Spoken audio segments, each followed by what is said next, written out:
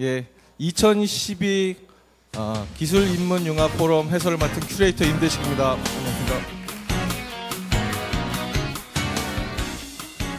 예, 제가 갤러리에서는 큐레이터로 근무하면서 작품 해설이라던가 그리고 뭐 강연 이런 것들 많이 진행해 봤는데 이렇게 행사 전체를 해설하기는 이번이 처음이라 조금 긴장은 되는데요. 그래서 여러분들이 어떠실지 모르겠지만 공간이 주는 편안함 그리고 안정감이 좀 자신감을 갖게 합니다. 예, 오늘 이야기될 융합은 최근 많은 관심을 받고 있는 한편 어쩌면 좀 더 다양한 설명들이 필요한 부분이 많이 있을 거라고 생각합니다. 저희 갤러리에서도 보면 작가의 의도와 생각들이 관객의 감상평에 의해서 좀 많이 다르게 나타나긴 하는데요. 오늘 오신 여러분들의 의견들도 많이 다를 거라고 생각합니다.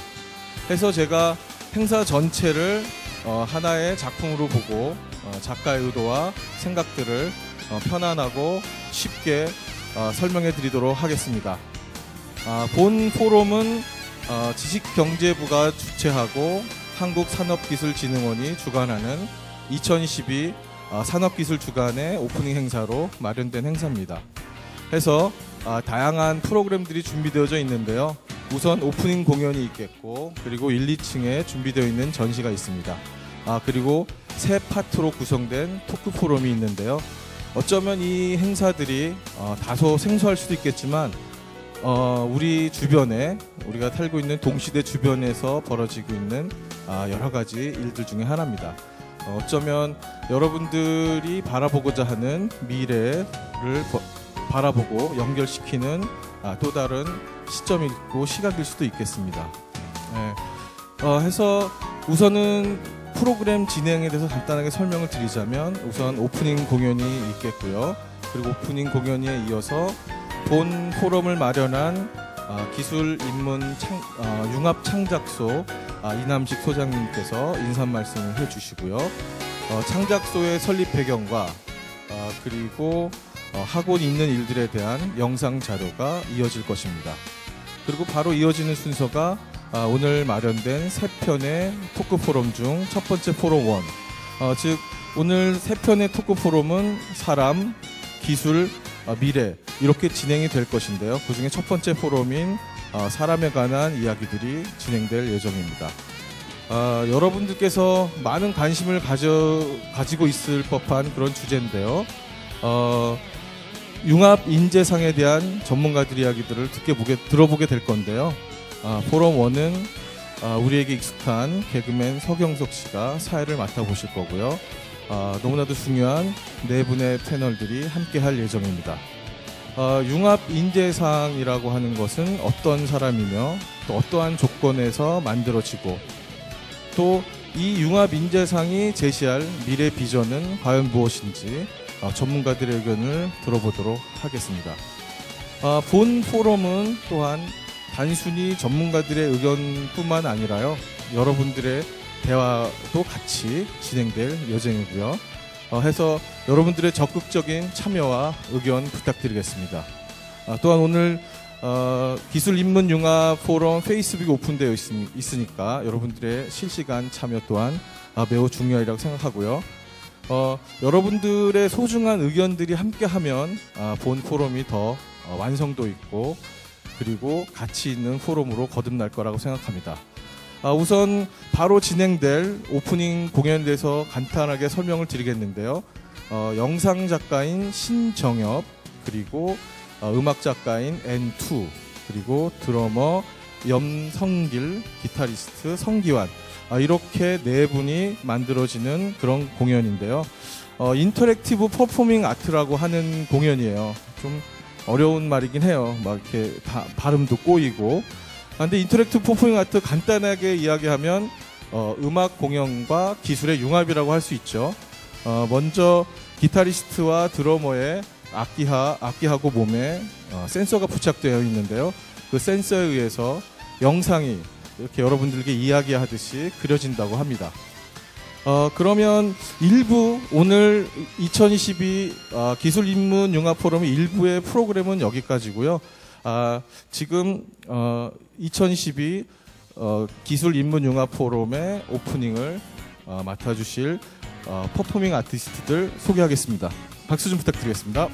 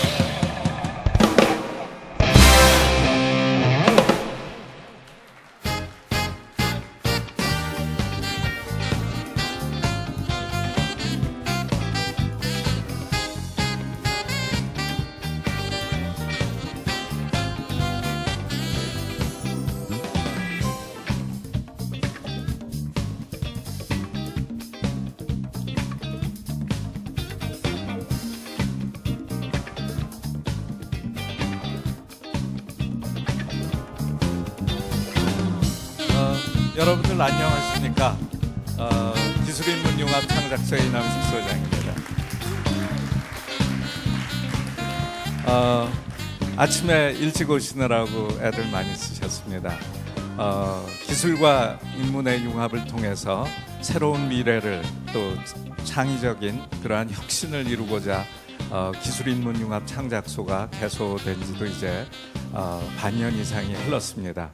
오늘 이런 자리를 통해서 그동안 기술인문융합 창작소가 어떠한 생각을 가지고 앞으로 미래를 열어볼까 하는 그러한 자리를 여러분과 함께 나누고자 합니다.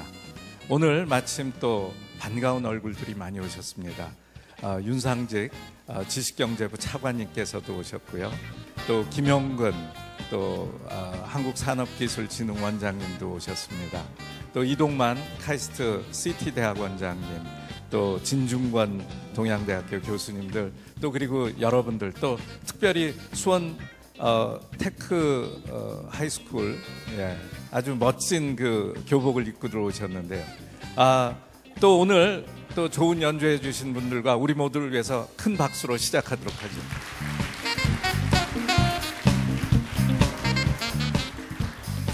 현재 기술인문융합 창작소는 대학로에 자리 잡고 있는데요. 이때쯤 이 동영상이 같이 함께 나와야 됩니다. 네. 아주 굉장히 그 훌륭한 기업들이 한순간에 몰락하는 것들을 우리는 지켜봤습니다. 지속적인 혁신을 하지 않을 경우에 우리의 미래가 없다는 것을 이미 역사적으로 우리 잘 알고 있습니다. 지난 한 200년 이상 산업경제 시대가 있었고 그 이후에 컴퓨터 등의 발전으로 지식 기반 사회가 됐습니다. 그러다가 이제는 창조 경제 시대로 접어들고 있다고 합니다. 이러한 새로운 시대에 우린 더 이상 앞으로 미래를 향한 지도가 없습니다. 이제 그러한 지도를 만들기 위해서 우리는 어느 곳으로 가야 될지, 왜 그리로 가야 될지, 또 그리고 인류 사회를 위해서 우리는 어떠한 기여를 해야 될 것인지, 이런 것들을 진지하게 토의해야 될 시대에 우리가 만나게 된 것이 아닌가 생각이 됩니다. 이럴 때 기술인문융합 창작소는 매우 적기에 이러한 차원에서 지식경제부에서 만들게 됐고, 오늘 산업기술주간을 여는 오프닝 행사가 이제 새로운, 어찌 보면 산업기술 2.0의 시대를 열기 위해서 오늘과 같이 이러한 행사로 열게 된 것을 대단히 기쁘게 생각을 합니다. 오늘 여러 가지 토론들이 이어질 텐데 여러분들 끝까지 즐겨주시면 좋겠습니다. 또 그리고 여러분들이 함께 참여해서 정말 진정한 미래가 어떻게 탄생될지, 또 우리는 진정한 인간의 가치와 또 인류 사회가 요구하는 것이 무엇이고 그것과 기술이 어떻게 융합이 될 때 보다 멋진 미래가 탄생하게 될지, 또 어떻게 하면 우리가 꿈꾸는 세상들을 만들어 볼 것인지 여러분이 다 함께 해주셔야 할 것입니다. 이 일을 위해서 앞으로도 지식경제부가 앞장서서 정말 대한민국의 미래를 만들어 갈 것이고요. 또 이 자리에 있는 또 미래의 꿈나무들이 그 일에 함께 할 것입니다. 보시는 것처럼 문화관광부와 또 지식경제부가 손을 잡았습니다. 이제는 기술과 예술과 인문과 이러한 것들이 융합됨으로써 보다 멋진 미래를 만들어가게 될 것입니다. 다시 한번 오늘 이 아침에 함께해 주신 여러분들께 감사드리고 오늘 하루 열심히 즐겨주시기 바랍니다. 감사합니다.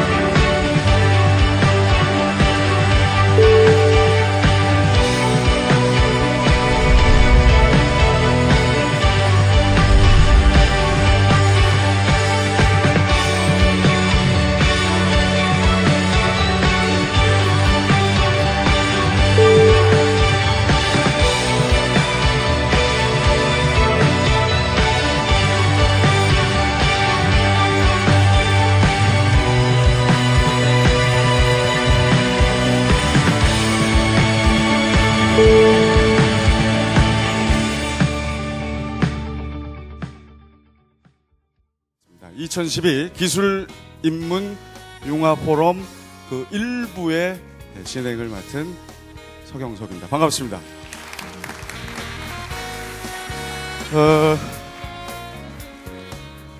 제가 저 당부 말씀을 드렸음에도 불구하고 이렇게 박수 소리가 커지지는 않았거든요. 그렇지만 열심히 치려고 노력하셨고 대부분 저 남성 관객들이 많이 있으셔서 약간 저 침울해질 수 있는 객석 분위기를 살려주신 여성 한 분께, 그리고 아주 별거 아닌 사람을 환대해 주신 여성 한 분께 제가 저 진행자 재량으로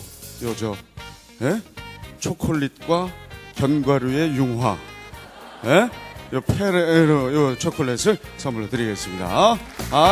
계속해서 요 지역의 이 분위기 업을 위해서 좀 애써 주시기 바래요. 처음 저한테 이 프로그램의 진행 제안이 왔을 때 상당히 망설였어요. 기술 인문 융합 포럼. 일단 제목 자체가 상당히 좀 부담스러워 보이죠. 하지만 다시 한번 생각해보면 참 별거 아닙니다.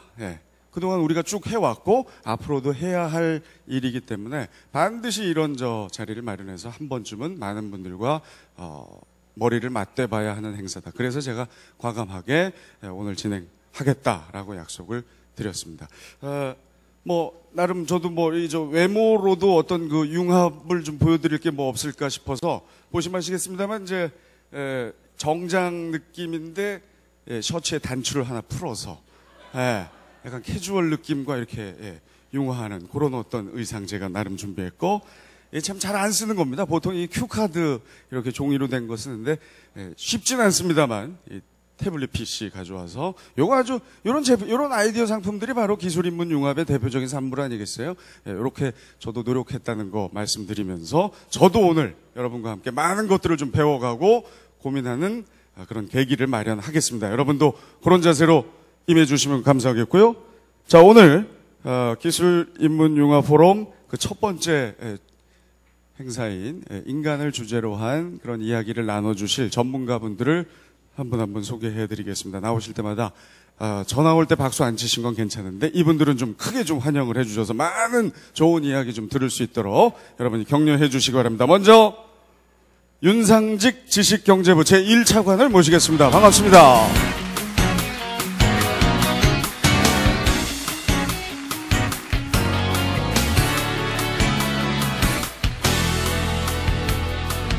계속해서 진중권 동양대학교 교양학부 교수를 모시겠습니다. 반갑습니다. 어서 오십시오.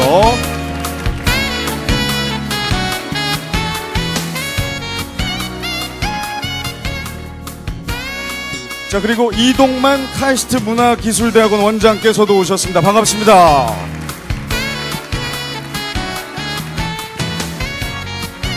자, 그리고 오늘 행사를 위해서 정말 많은 애를 써주셨고 아까 오프닝 때 잠깐 인사를 하셨었죠.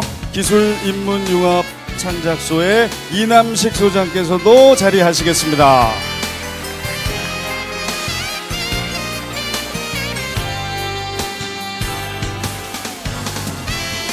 네, 서로들 좀 인사 나누시고. 아까 이미 대기실에서 다 악수하신 걸로 아는데 이렇게 다시 한번 악수하시는 모습 아주 좋습니다. 여러분도 이렇게 좀 융화하세요. 일단 지금 요 테이블에 저희가 판넬을 나눠드렸거든요. 여기 보시면은 먼저 좀 도와주세요. 네. 그게 그렇게 힘드십니까? 아니 그게 아니고 저한테 잠깐 이렇게 써 있습니다. 기술 인문 융합이란 뭐뭐뭐다. 네, 오늘 자리하신 우리 이 출연자 분들께 본인이 생각하는 기술 인문 융합 간단하게 어떻게 적으실 수 있는지 저희가 일단 부탁을 드려보겠습니다. 자, 각자 펜으로 좀 써주시고 우리 패널 분들께서 쓰시는 동안 여러분께도 한번 질문 드려볼게요. 네. 기술 인문 융합이란 뭐뭐뭐다. 어떻게 생각하시는지 가운데 쪽에 한번. 기술 인문 융합이란 먹고 사는 거다. 먹고 사는 거다. 생각을 많이 안 한 티가 아주 역력한데요. 그래도 뭔가 심오한 뜻이 있어 보입니다. 자, 먹고 사는 거 이유를 좀 설명해 볼까요? 기술 인문 융합이란 먹고 사는 거다. 먹고 사는데 필요한 건 것 같아요. 먹고 사는데 반드시 필요한 것이 기술 인문 융합이다. 정말 좋은 얘기 해주셨습니다. 예. 뭐 무슨 얘기가 필요하겠습니까? 인간이 살아가는데 지금 현재 시점에서 가장 필요한 것이 기술 인문 융합이다라는 의견을 우리 학생이 제시해 주셨고, 이제 거의 패널 분들이 다 쓰셨기 때문에 한 분 한 분 요걸로 첫 인사를 대신 해보겠습니다. 먼저 우리 이동만 원장님 거부터 한번 볼까요? 자, 기술 인문 융합이란 경계 뛰어넘기다. 네. 무슨 말씀이신지요? 네, 마이크. 네, 나오고 있습니다. 저는 요새 뭐 여러 군데에서 얘기할 때 보면 융합이란 말이 그 동안에는 자기를 가운데 두고 바깥의 다른 부분들을 이렇게 가져오는 거로 말씀들을 많이 하시더라고요. 근데 진정한 융합이라고 하면 자기가 갖고 있는 그 바운더리를 깨부시고 다른 사람 각도에서 바라봐서 새로운 부분을 창출하는 것이 저는 기술 인문 융합이라고 생각합니다. 그래서 경계 뛰어넘기라고 생각합니다. 자기 그 벽을 닫아놓고 가는 것이 아니라 열고 주고받는 것이다. 아유, 좋은 말씀이십니다. 자, 그리고 우리 윤상직 차관님께서도 한번 볼까요? 뭐라고 쓰셨는지. 사람을 위한 것이다. 사람을 위한 것이다. 네. 됩니다. 기술 융합이라는 게 왜 우리가 이렇게 자꾸 하려고 하고 있냐 그러면은 결국은 사람들이 감동을 잘 하질 않습니다. 우리가 산업행복하고 일어나고 난 지 거의 한 300년 가까이 있다 보니까 사람들이 어제 썼거든요. 이제는 감동이 없으면 못 쓴다는 거죠. 그 사람의 감동을 주기 위해서 표현은 사람을 위한 것, 이런 식으로 해서 기술 융합이 필요로 하는 것이지 다른 것은 아니라고 생각을 합니다. 저 생각에는. 그래서 좀 사람에 대해서 우리가 아첨하기 위해서 생각하고 있는 것이 기술 융합이 아닌가, 그렇게 생각을 합니다. 네. 더 이상 이제 사람을 감동시키지 않는 기술은 필요하지 않다. 자, 이제 우리 진중권 교수께서는 기술 인문 융합이란 혹은 활시위다. 네. 네, 시위란 말을 쓴 거는 왜냐면 활하니까 활다가 되잖아요. 그래서 활이를 쓰려니까 좀 이상해서. 네네. 활시위는 그 팽팽한 긴장이 있습니다. 하나는 튕겨나가려고 하고 하나는 잡아당기려고 하고, 사실은 인문학하고 기술은 굉장히 다른 목표를 추구합니다. 왜냐하면 인문학은 리버럴 아츠라고 할 때 리버럴이란 말은 원래 영업, 생업으로부터 자유로운 이런 거고요. 테크놀로지는 아시겠지만은 생업 자체가 아니겠습니까? 그래서 또 그 자연과학이나 공학은 자연을 있는 그대로 in itself로 하지만 항상 인문학은 그 자연을 본다 하더라도 그 인간에 대해서 갖는 의미, 가치 이런 것이기 때문에 방법론도 굉장히 다르지만은 요즘은 이제 오월동주처럼 서로 원수같이 지냈지만은 또 다시 같이 그 오월동주처럼 같은 배를 타야 되는 상황인 것 같아요. 그래서 제가 볼 때는 그 기술 융합이란 그 인문 융합이란 건 결국은 튕겨나가는 활을 당기는, 그래서 그 팽팽한 긴장감 속에서 활에 뭐랄까 힘이 나오지 않습니까? 그런 것이라고 생각합니다. 네. 활에 또 비유를 해주셨습니다. 활은 제가 참 애착을 갖고 있는 물건이기도 합니다. 제가 화살.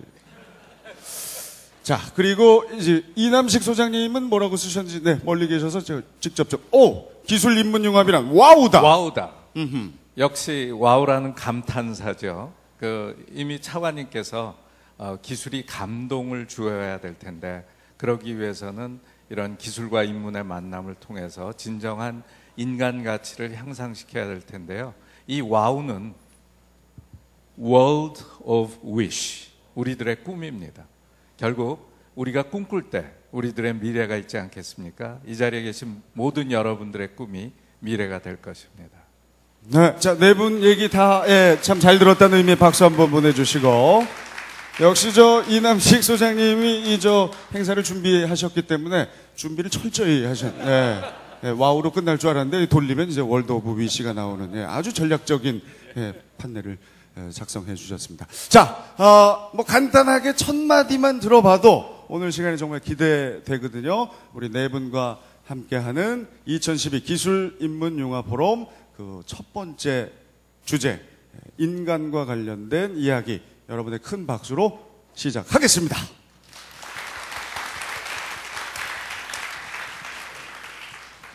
자, 1부의 주제 지금 화면에 보이고 있죠. 왜 기술 인문 융합의 시대인가? 예, 정말 요즘 기술 인문 융합 웬만한 곳에 가면 다 얘기들을 하고 강조를 합니다. 도대체 왜 이렇게 갑작이란 표현이 옳을지 모르겠습니다만 이렇게 좀 난리들인지 이유를 한번 우리 차관님께서 한번 먼저 열어주실까요? 네. 왜 이렇게 중요합니까? 결국은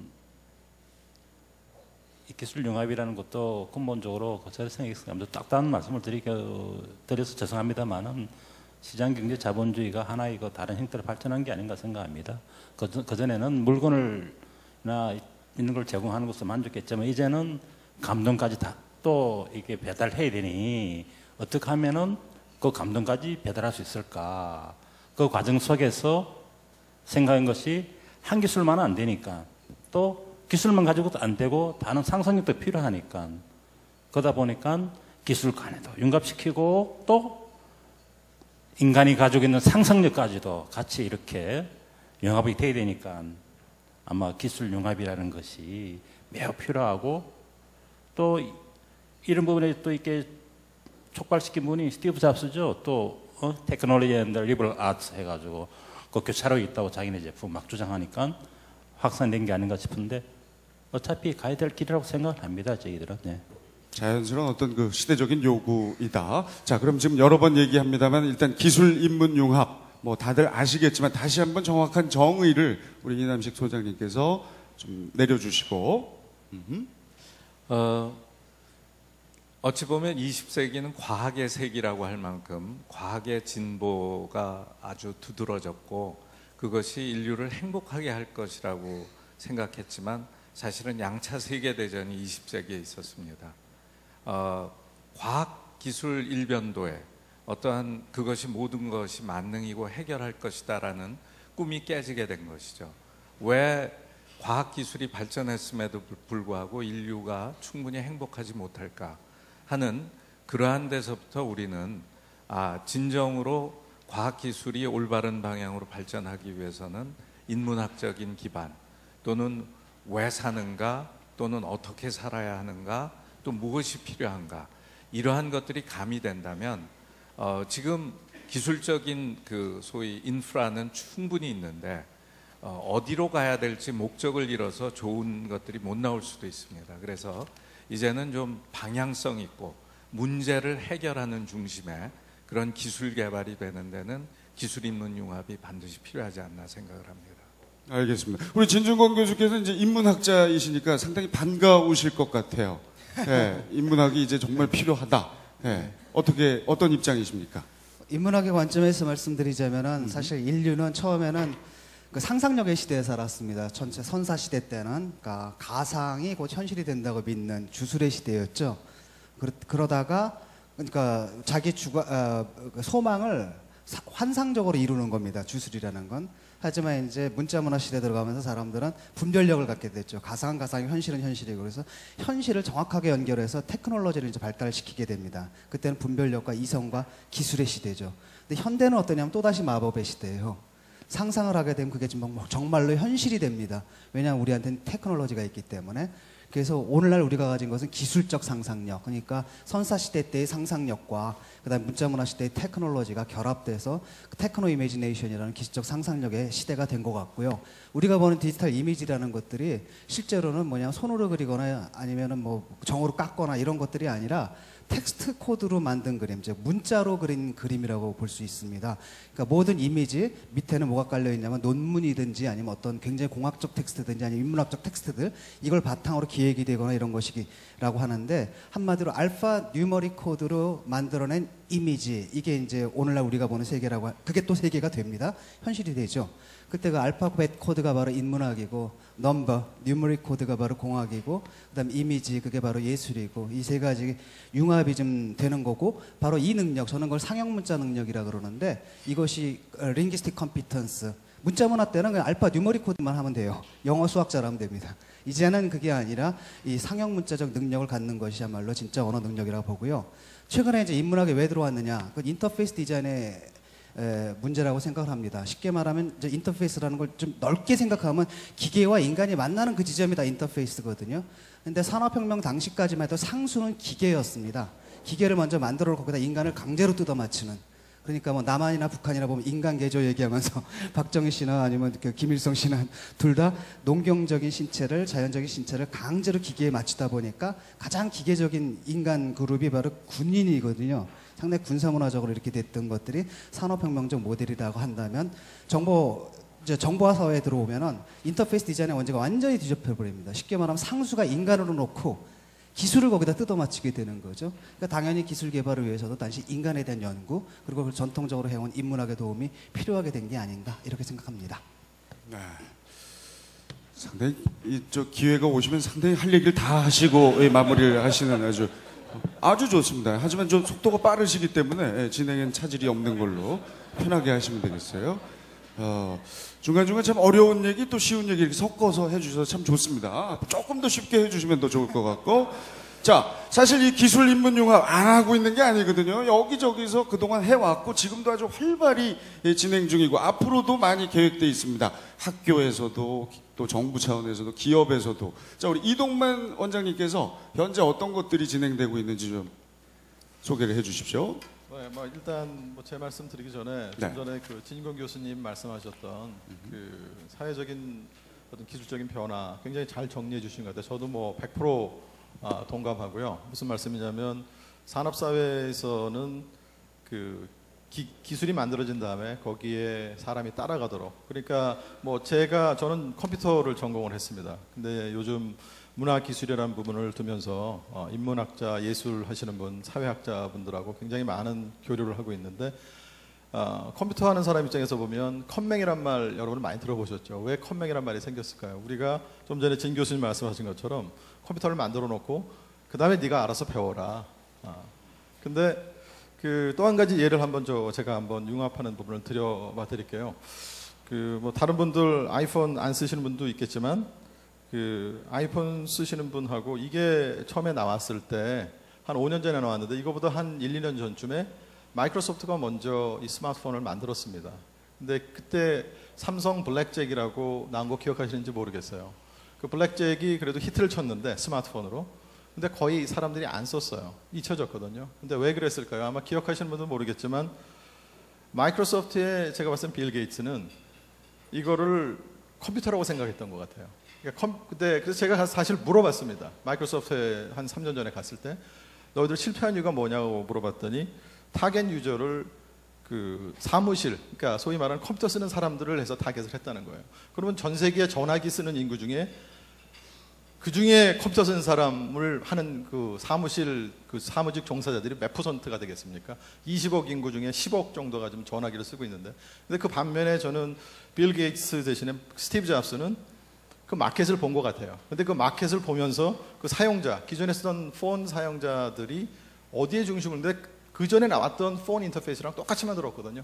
물론 컴퓨터 기능을 집어넣어서 굉장히 그 이상의 작업을 할 수 있게 만들고 결국 그 얘기 무슨 그거를 저는 굉장히 잘 포장을 했다고 생각해요. 그리고 그 부분이 기술을 중심으로 둔 게 아니고 사용자들, 사람을 중심으로 둔 것이 기술 인문 융합에 요즘 촉발하는 그 시작이 되었고, 저희들 잠깐만 이 기회를 빌어서 말씀 많이 하신다고 또 말씀 많이 한다고 하겠지만 저희들 그 문화기술대학원이 그 문화부에서 2005년부터 이렇게 시작해서 과학원 안에 굉장히 유니크한 부분이거든요. 카이스 여러분은 아시겠지만 과학기술 하는 데입니다. 자, 아까 또 제가 진 교수님이 또 좋은 말씀하셔서 또 인용을 제가 하겠습니다.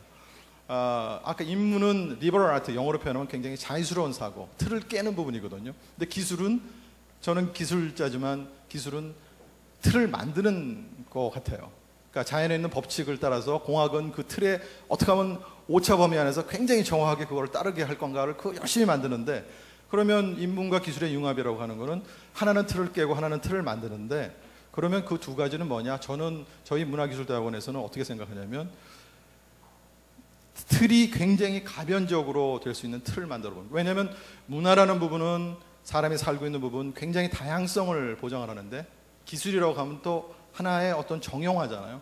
근데 정형화되지 않은 틀, 굉장히 가변적으로 변할 수 있는 틀, 그게 기술 인문 융합의 예고, 또 이런 아이폰으로 나타나고 요즘 스마트 TV 다양한 형태로 나타나는, 요즘 뭐 자동차도 소셜카라고 해서 사람들이 어떤 살아가는 공간 중에 한 부분으로 생각해서 예전에 생각했던 단순히 교통수단으로 머무는 게 아니고 사람과 사람이 소통하고 사람과 공간과 소통하는 그런 형태로 바뀌어가고 있거든요. 이제 그런 경계 뛰어넘기가 아까도 말씀드렸지만 기술 인문 융합으로 나타난 여러 가지 사례라고 저는 생각을 하고 있습니다. 그렇군요. 그 카이스트에서도 그런 연구들 예, 많이 하고 계시죠? 네, 그거 뭐 네. 나중에 좀 더 물어봐 주시면 조금 자세하게 하겠습니다. 지금 할까요? 지금 물어봤어요. 아, 네, 그렇군요. 네. 네, 이렇게 아까 제가 첫 질문이 그거였거든요. 아, 처음 네. 드린 질문. 예, 그렇군요. 어떤 것들을 네. 하고 계신지. 앞에 여러분이 계시다 보니까 아이폰은 실례지만 이게 버전이 지금 아이폰 3입니다. 3G, 예, 3G. 5 정도 쓰시면서 이렇게 그 연구- 5는 우리나라에서 아직 들어오질 않아가지고. 아니 미국 가서도 사오고 그러던데. 네, 뭐 전 뭐 꼭 그렇게까지는 하고 싶은 생각이. 아, 폴도 쓰고 계시는 거예요 지금 진 교수? 네, 네, 너무 아니 이게- 차관님 지금 뭐 네. 역시 폴도 요즘 자격이 없어 보이십니다. 예? 지금 2012년 죄송합니다 말씀 네. 끊어서 일단 예 얘기 들어볼게요. 네, 저희들 그 연구하는 가운데 그 몇 가지만 소개를 드리면 저희가 전시공학이라는 부분들을 새롭게 지금 만들어 놓고 있습니다. 근데 제가 작년 5월부터 문화기술대학원 전산학과 교수로 있다가 문화기술대학원에 조인하게 됐는데 처음에 한 3개월은 사실 경계 뛰어넘기란 말을 몰랐습니다. 융합이라고 하면 자기를 가운데 두고 문화기술이니까 저도 기술자니까 기술을 가운데 두고 인문, 사회, 예술 부분들을 더하는 거라고 생각했어요. 그러다 보니까 학생들한테도 그렇고 교수님들한테도 무조건 뭐 눈에 보이는 거 만들어라. 근데 인문이라는 거는 눈에 보이지 않는 거죠. 기술은 눈에 보이는데. 그래서 영어 표현을 잠깐 쓰면 텐지블한 거하고 인텐지블한 건데 인텐지블한 부분들을 어떻게 텐지블한 것처럼 보이게 할 수 있는가.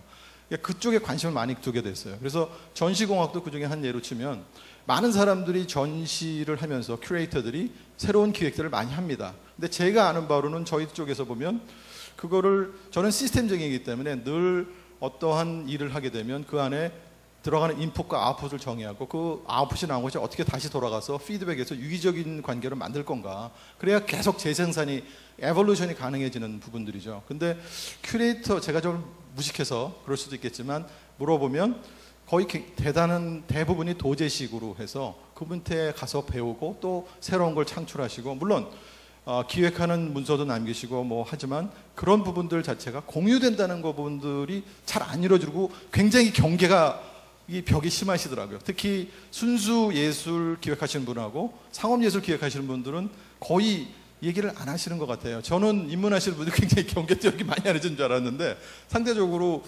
저보다 또 제가 중간에 서서 이렇게 막 다리를 놓는 경우도 생기더라고요. 그래서 제가 생각했던 건 뭐냐면 많은 부분에 그런 좋은 기획들 또 나쁜 케이스도 있는데 그걸 요즘 얘기하는 시멘틱 웹 이 LOD 얘기도 많이 나오죠. 그런 자료들을 데이터베이스를 만들고 그거를 위에 마이닝 요즘 데이터 마이닝 얘기 많이 나오지 않습니까? 빅데이터 그 기술들을 활용해서 기획하는 사람이 자기가 지향하고자 하는 바는 키워드를 딱 치면 좋은 케이스를 이렇게 툭툭 뛰어오를 수 있거든요.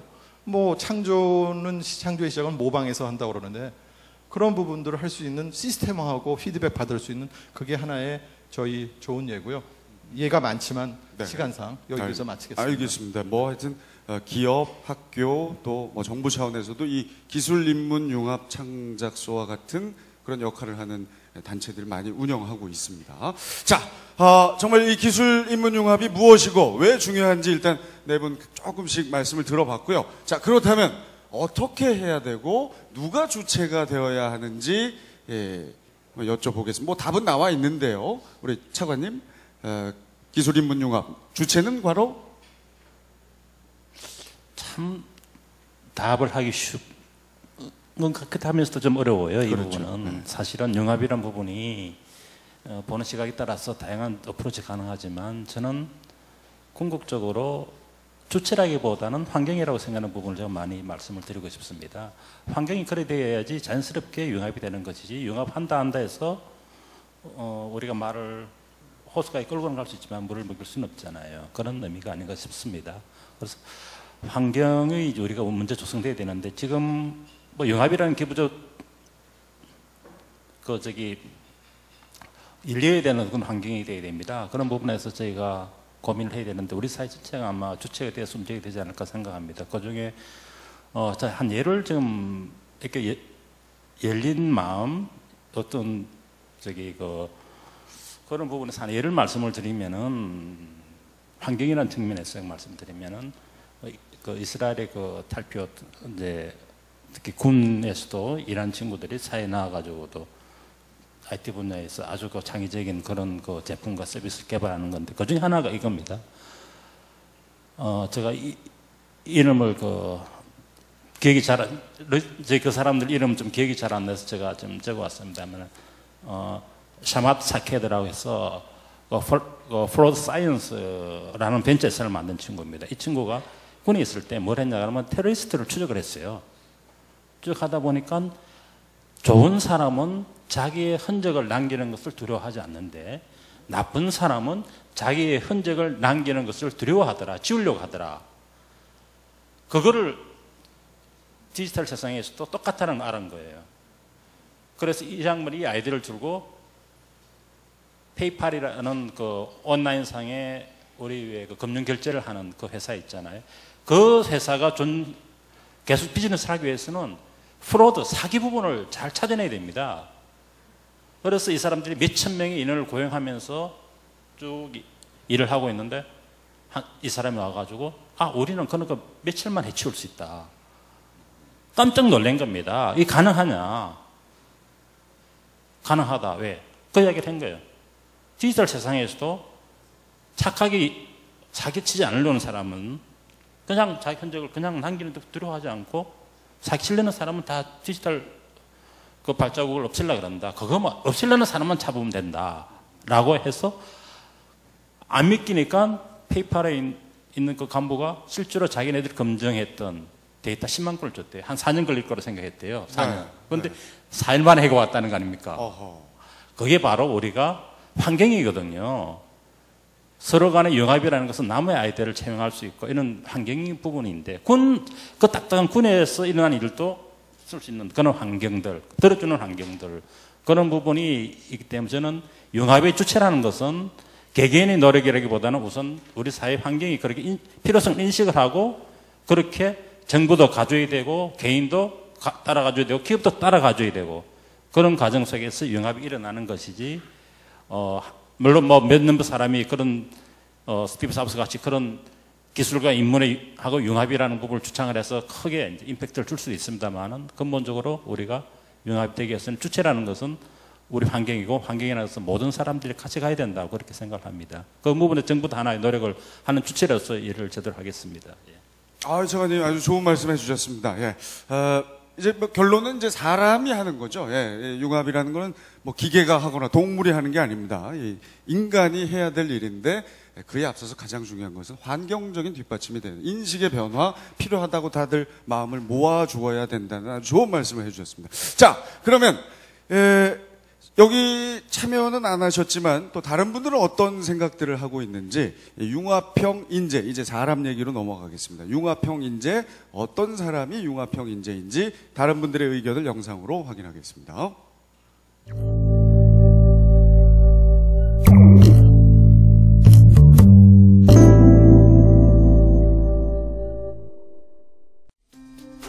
IT 디자인이 없는 IT는 생각할 수가 없잖아요. 똑같이 인문학이 없는 디자인도 생각할 수가 없고 그만큼 인문학, 디자인, IT 뿐만 아니라 또 다른 다양한 분야들도 다른 분야와 접목하지 않으면은 앞으로 이제 뭐 세상을 놀라게 한 콘텐츠라든가 제품이 나올 수가 없는 것 같아요. 융합형 인재란 창의성 아닌가? 디자인을 하면서 이 창의성이랑 굉장히 중요하죠. 근데 왜 창의성이냐? 융합형 디자인을 하다 보면은 한 가지 분야만 해서는 절대 안 됩니다. 자, 하나가 모였을 때 이게 바로 디자인, 새로운 창의, 곧 이것은 융합이 되는 거죠. 지금 이 시대에 우리가 살면서 겪는 다양한 문제들 앞에서 이 문제의식을 갖고 어떻게 하면 이 문제를 우리가 해결할 수 있을까?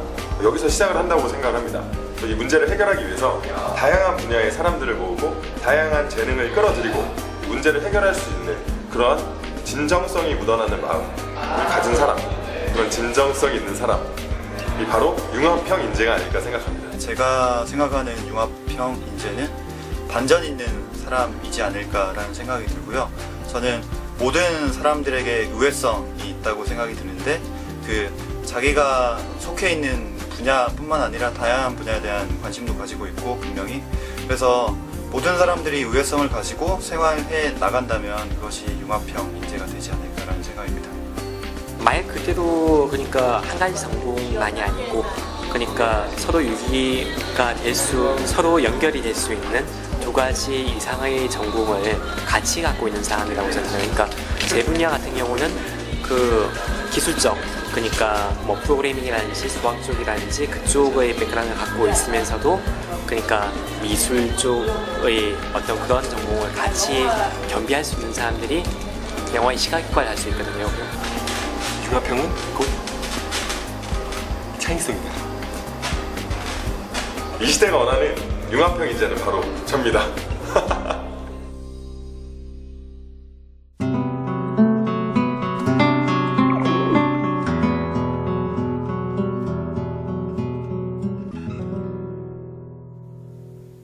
네, 영상을 보면서 자연스럽게 이제 두 번째 주제 융합형 인재란 무엇인가에 대해 이제 얘기를 나눠보겠습니다. 아주 재밌는 친구가 인터뷰를 해줬네요. 아디다스 트레이닝 보고 입은 친구는 아주 파이팅이 좋네요. 그리고 그 친구의 머리 모양이 이렇게 왼쪽과 오른쪽 머리가 만날 수 없을 듯했지만 결국 중간에서 이렇게 만나는 그게 바로 사실 융합 아니겠습니까? 왼쪽 머리카락과 오른쪽 머리카락의 융합. 네. 자, 우리 나와 계신 네 분은 융합형 인재. 어떤 사람이 융합형 인재라고 생각해요? 차례대로 한번 들어보겠습니다. 우리 소장님부터. 글쎄, 융합이라는 것이 우리의 최종적인 목표는 아니라고 생각이 됩니다.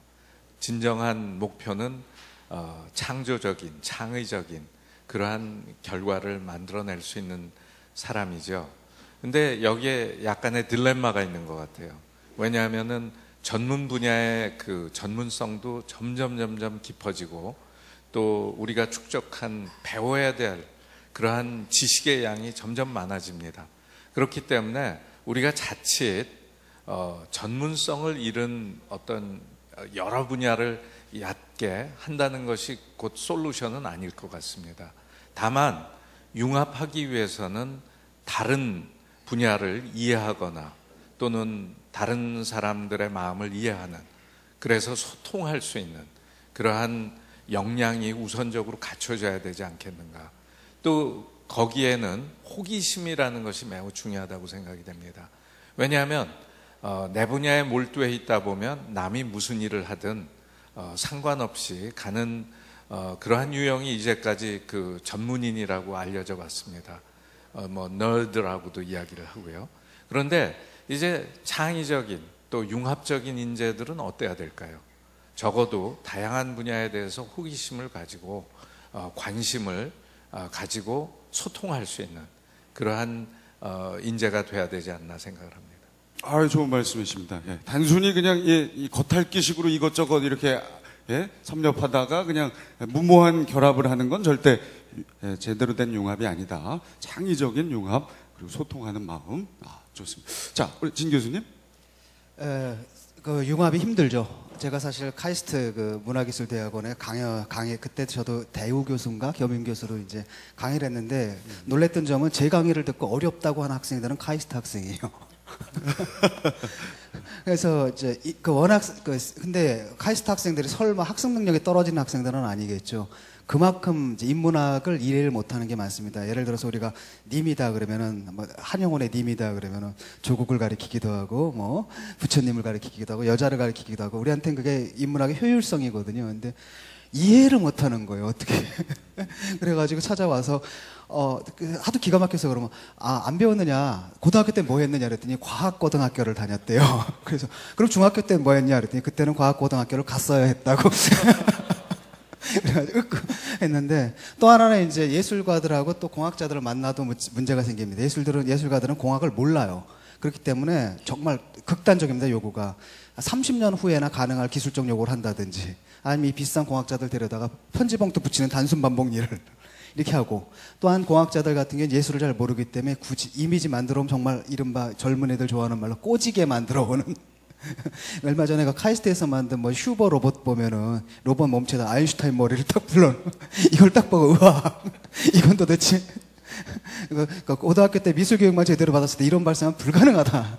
이런 문제가 있다는 거죠. 그래서 사실 힘듭니다. 그래서 뭐냐면 이게 세팅 자체를 바꿔야 되거든요. 그래서 인문학 하는 사람이 공학을 다 할 필요는 없어요. 근데 접점은 마련해야 됩니다. 그러니까 예술가들도 공학과 인문학과의 접점들 각각 접점을 마련하면 되고요. 아까 그 뭐 이른바 T자형이라 그러잖아요. 전문화는 할 수 없습니다. 인간의 발달은 앞으로도 계속 전문화를 통해서 이루어지는데, 이제는 문제는 T자형으로 가야 되는 거거든요. 또한 넓게 알려서 접속을 해야 되고, 이 깊이와 이 T자, 그래서 하이브리드를 만들어내는 게 새로운 정보 창출의 양식이거든요. 그리고 멀리 떨어져 있을 때 가장 창의적입니다. 그러니까 뇌과학에서도 사람이 창의적일 때 보게 되면 평소에 연결되지 않는 부위가 이렇게 연결돼 버리잖아요.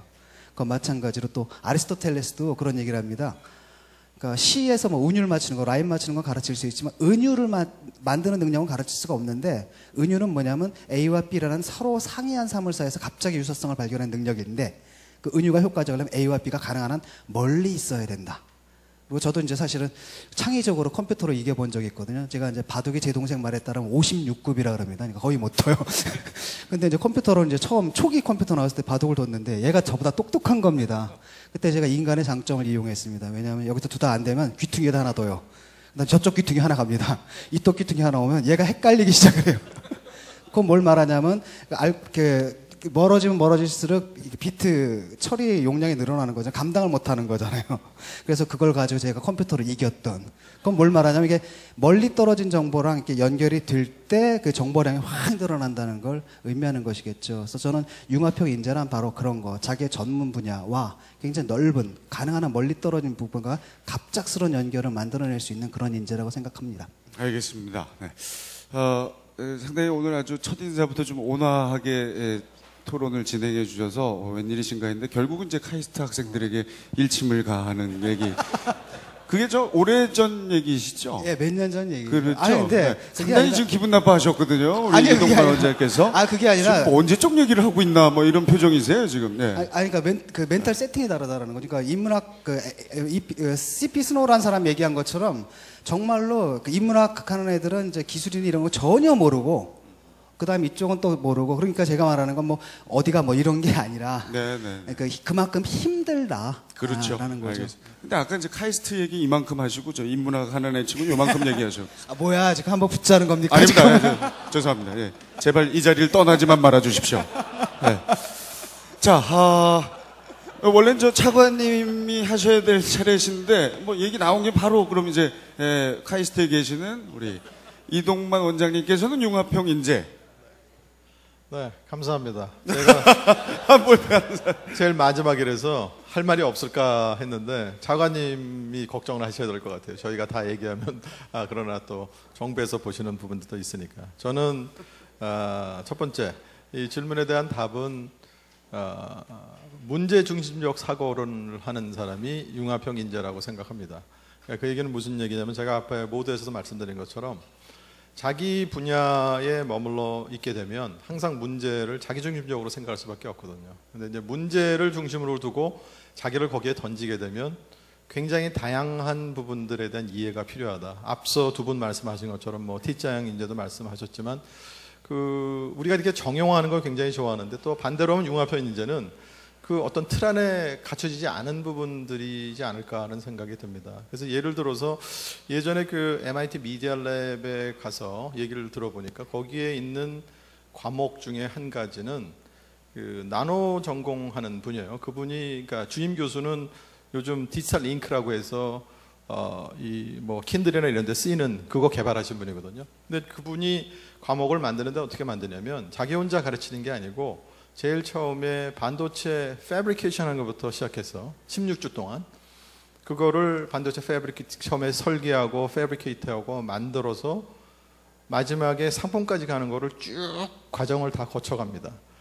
물론 그렇게 되면 많은 사람들이 야, 그거 수박 겉핥기로 하니까 학생들이 뭘 배우겠냐. 그러나 굉장히 시리어스하게 심각하게 각 과정마다 그 중요한 원칙에 대해서 몸으로 배웁니다. 그러니까 저도 뭐 제가 보기에 나이가 비슷해 보이나요? 뭐 어쨌든 제가 이 분야에 한 30년 정도 이제 일하게 됐는데 나이 들어서 좋은 거는 뭐냐면 원리는 계속 돌아간다는 겁니다. 아마 여기 저 연배가 있으신 분들 아마 그런 거 많이 느끼실 테고 여기 계신 분들도 아마 다 느끼실 텐데 그래서 그 부분이 좋아요. 다른 거는 다 싫은데 어떤 현상이 나타날 때 저거 옛날에 이렇게 했지. 그래서 저는 저희들 그 문화기술대학원에서 학생들의 교과 과정을 지금 계속 바꿔나가고 있는데 어떤 기본적인 원칙을 알게 되면 그 원칙을 바탕으로 다양한 분야에 그 관심을 두게 되면 결국 경계를 뛰어넘을 수 있고 문제 해결 중심의 사고를 가지는 사람으로 키워가는 것. 그게 결국 융합형 인재가 아닌가 그렇게 생각하고 있습니다. 그리고 예전에 진 교수님이 가르치실 때는 초기 단계여서 문화기술대학원 학생들이 아니라 일반 그 카이스트 학생들이었습니다. 그때. 아니요, 뭐 이거 재밌자고 하는 얘기고요. 여기 사회자분이 요구가 있었기 때문에 저는 그거 부응하느라고 분위기 이상하게 몰아가가지고 부응하느라고 그러는 건데 왜 저한테 그러세요? 예. 사실 저희가 이제 제일 어려운 부분이 오히려 저는 저희들 그 문화기술대학원이 카이스트에서는 이 학생 비율이나 교수 비율에서 굉장히 유니크합니다. 무슨 얘기냐면 다들 저처럼 공학이나 자연과학 하신 분들이 99%죠. 그리고 한 1% 정도가 그 인문사회학과에 교양과정을 지도하시는 분들인데 거기 한 30분 계시고 전체 600명 중에 30분 계신 거예요. 근데 저희 쪽에는 지금 20분 정도 교수님들이 계신데 10분 정도가 인문사회 예술이고 10분 정도가 공학하시는 분이에요. 그리고 학생들도 한 40 내지 45%가 공학 전공이고 50에서 55% 정도가 인문사회 예술하는 학생들입니다. 그래서 그 두 친구들을 처음에 딱 모아놓고 제가 예를 들어서 강의를 하면 지금 진 교수님이 겪으신 것처럼 프로그래밍에 관련된 거, 뭐 컴퓨터에 관련된 거 얘기하면 멍해지다가 저희가 어떻게 하냐면 그 다양한 전공을 가진 친구들끼리 조를 짜서 가급적이면 다 서로 다른 조를 짜서 한 학기 동안 소위 말하는 핸즈온 익스피리언스를 하게 합니다. 무슨 주제로도 상관없어요. 근데 그게 눈에 보일 수 있는 거. 그러니까 인텐지블한 것도 그림으로 보여주든 영화로 보여주든 글로 보여주든 뭔가 보여주는 거로 결과물을. 그래서 공학하는 친구, 예술하는 친구, 인문하는 친구, 사회과학 하는 친구들이 역사학까지 다 포함해서 그 친구들이 딱 하다 보면 자기 롤을 만들어요. 처음에는 뭐 기획하는 에서 인문하는 친구, 뭐 프로그램은 네가 해라 그러다가 좀 지나면 역할이 바뀌는 경우도 있어요. 그러니까 그게 결국 뭐냐면 문제 중심적으로 사고를 하니까 그리고 그 결과를 내야 또 자기가 또 점수도 받고 그러다 보면 다른 사람의 생각을 이해하지 않을 수 없게 되는 거죠. 그러면 문제를 갖고 그 문제를 해결하는 방안으로 가는 게 그게 결국 융합형 인재로 가는 방향이 아닌가 그렇게 생각하고 있습니다. 그렇습니다. 네. 문화기술대학원에서는 아주 실천을 하고 계시고 진 교수님 말씀대로 학부생들 또 뭐 다른 파트 대학원들도 좀 계속 이렇게 좀 퍼져 나가고 있는 추세죠. 당연히 그렇죠. 예, 알겠습니다. 자, 우리 윤상식 차관님, 융합형 인재 어떻게 생각하십니까? 예, 저는 뭐 어떻게 보면 인재를 쓰는 입장이라고 생각할 수 있습니다. 어차피 거의 최고위직이고 또 사람을 이제 쓰게 되고 또 평가하게 되는 그런 부분에서 제가 말씀을 좀 드리고자 합니다. 저는 쉽게 풀면 이렇게 말씀드리고 싶어요. 경험이라는 퍼즐을 많이 가진 사람이 그 퍼즐을 이용해서 솔루션을 만들 수 있는 사람이 인재다, 융합형 인재다고 생각합니다. 경험이라는 부분은 뭐 다양하게 할 수 있습니다. 아버지의 훈계도 경험이 될 수 있고 또 우리 그 카이스트 문화기술대학원인가요? 여기서 또 우리 이 교수님 밑에서 또 강의를 들으시는 것도 하나의 경험이 될 수 있고 많은 경험을 해야 된다고 생각을 합니다. 그 경험 속에는 지식도 들어가고요. 그 스티브 잡스가 그랬답니다. 고등학교 때 이 친구가 밀밭에서 아마 마리아나를 했던가 마약을 했던 것 같아요. 그리고 나서 뭐 자기가 그거에 대해서는 좀 뭐라 그럴까요? 뭐 변명일 수도 있겠지만 그 아주 그 우등생인 그 뭡니까 저기 갑자기 편하게 뭐 생각이 안 나시면 윈도를 개발했던 빌 게이츠가 마약을 좀 했으면 좀 더 넓은 대상을 볼 수 있었을 거다는 이야기를 하는데 모든 게 다 경험이라고 생각을 합니다. 그러나 경험은 그 자체로서 의미가 있는 건 아닙니다.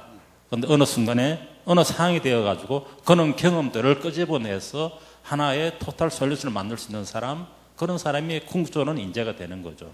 두 가지 조건이 아닙니다. 우리말에도 구슬이 서말이라도 깨어야 보배다. 구슬이 서말의 경험을 가지고 있는 사람이 결국은 깰 수 있는 능력, 그것이 바로 인재라고 그것이 바로 융합형 인재라고 생각합니다. 저희들도 일을 하다 보면은 사무관 때 굉장히 많은 솔루션을 원하지는 않습니다. 그 사람들의 경험들을 쌓아주게 만들고, 그 다음에 쌓아주게 만든다는 것은 거꾸로 말씀하시면 그런 경험들을 많이 가질 수 있도록 노력해야 됩니다. 그러고 나서 중간 간부, 과장, 국장이 되면은 그것을 가지고 깰 수 있는 사람입니다. 그건 아마 행정도 마찬가지고 기업도 마찬가지고. 그래서 저희는 기업이나 우리 사회 학교들이 학교에서 생각해야 되는 건 뭐냐 하면 많은 경험을 쌓도록 해주고 열린 마음으로 문제를 해결할 수 있는 그런 한번 경험들을 좀 해줘야 되지 않을까 그렇게 생각합니다. 다시 말씀드리면 세 마리의 구슬을 가진 사람과 그거를 깰 수 있는 사람, 그것이 바로 융합시대에 필요한 인재다고 이렇게 생각을 합니다. 예, 아주 정확히 정리를 해주셨습니다. 경험이 많고 그것을 꿰 수 있는 그런 경험의 구슬들을 꿰 수 있는 사람이 융합형 인재다. 자, 구체적으로 좀 우리 저 학생들도 오늘 많이 자리했는데요. 자, 요런 사람 추천하고 싶다. 실제 인물 중에 융합형 인재 롤 모델로 삼을 사람 개인적으로 어떤 분을 추천하고 싶으세요? 우리 이번엔 이동만 원장님부터. 네, 감사합니다. 뭘 자꾸 감사하십니까? 예. 왜냐면 아까 얘기하려고 그랬는데 잊어먹고 못했거든요. 예. 근데 이렇게 또 딱 집어서 네. 주시니 굉장한 화살처럼 딱 집어서. 네, 그래서 저는 좀 그 시간대를 좀 거슬러서 과거에 있던 분 한 분하고 현재 있는 한 분을 좀 예를 들고 싶어요. 근데 불행하게도 우리나라 분들이 아니어서 좀 죄송스러운데요. 첫 번째는 레오나르도 다빈치라고 생각해요. 요즘 그분이 많이 재조명이 되고 있는데 저는 어떻게 생각하냐면 아까도 말씀드린 것처럼 문제 중심적인 사고를 하신 첫 번째, 그리고 요즘 재조명 과학 쪽에서 보는 부분이 그 부분이 실증과학이 나오기 전에 르네상스 시대 처음으로 실험적으로 자기가 갖고 있는 생각을 증명하고 그런 분으로 얘기가 되고 있습니다. 근데 저는 뭐 다른 여러 부분들을 제가 경황부여를 하는지는 모르겠지만 그분이 해부학을 열심히 했잖아요. 사람들을 얼굴 해부라고 굉장히 많이 했는데 그거는 사람들의 모습, 이 근육이나 얼굴의 표정 나타나는 바깥에 드러나는 것뿐만 아니라 속 안에서 그것들이 어떻게 작동하는 것까지를 이해를 해서 그게 다른 사람들 모습에서 나타나지 않았던 모나리자의 미소 같은 것도 그림으로 나타낼 수 있지 않았나 하는 그런 생각이 들어서 굉장히 좋은 융합형 인재 한 예라고 보고요. 또 한 부분에 최근은 크리스 뱅글이라고 여러분들 아마 기사에도 보신 분 있으실 거예요. 원래 BMW에서 수석 디자이너로 일하시던 분이 최근에 삼성전자의 유럽 쪽 디자인 담당자로 가셨어요. 근데 2년 전에 제가 기사를 난 걸 봤는데 여러분들 BMW G4라고 아시죠? 스포츠카. 이게 날렵하게 생긴 거. 네. 저도 돈이 있으면 사고 싶은데 돈이 없어서 못 사지만 크리스 뱅글이 그 옆면을 디자인하면서 그 기사에 그런 말이 났어요. 내가 이 옆면을 디자인하면서 무슨 생각을 하고 디자인을 했는가. 근데 그 사람은 그 옆면 디자인을 할 때 이브가 에덴 동산에서 선악과를 딱 깨물었을 때 느꼈을 그 부끄러움, 인간적인 부끄러움. 결국 자동차 디자인을 단순히 어떤 기능적인 뿐만 아니라 이야기, 전설을 담음으로써 끊임없이 재창조할 수 있는 그런 부분을 얘기를 했다는 건데, 근데 그 친구가 왜 그럴 수밖에 없었던 것이 학부를 인문사회대학을 나오고 대학원을 디자인 학교를 갔어요. 근데 아까도 잠시 말씀드렸지만 뒤에서도 뭐 그런 얘기가 나오겠지만 우리나라는 참 그렇게 하기가 힘듭니다. 인문사회에 나와서 디자인 가고 인문사회에 나와서 의대를 가고, 미국에 지금 예를 들어보면 미국 의사들 중에 60% 이상이 전공이 대부분 인문사회학입니다. 우리 같으면 자연계열이 제일 높겠죠. 근데 사람을 다루는 직업인데 우리는 기능 중심으로 너무 많이 생각을 하는 것 같아요. 그러니까 사람 중심을 놓자고 얘기를 하면서 그러니까 지금 우리 진 교수님 계시지만 사람을 공부하시는데 사람만 공부를 하시는 분들이 너무 많은 것 같아요. 제가 봤을 때 입문하시는 분들 말씀을 나눠보면 사람만 공부를 하시지 그 사람 공부한 것이 현실과 어떻게 연결이 되는지 그게 꼭 공학이 아니어도 상관이 없다고 생각해요. 요즘 연결 안 되는 부분이 어디 있겠습니까? 그래서 그런 부분들이 좀 그런 인재들이 좀 많이 나올 수 있으면 좋겠다는 생각입니다. 네, 두 분의 예를 들어주셨고 우리 차관님은 어떤 분을 추천하고 싶습니까? 뭐 좀 의외의 분을 한 분 말씀을 드리겠습니다. 저는 그 이수신 장군이 어떻게 보면 융합형 인재의 하나의 대표적인 케이스가 아닌가 생각합니다. 이수신 장군의 경우는 이제 뭐 인문과 그 기술과 인문의 융합은 아니지만 문과 무의 융합의 대표적인 분이고 또 많은 실패의 경험을 하신 분입니다. 뭐 백의종군부터 시작해서.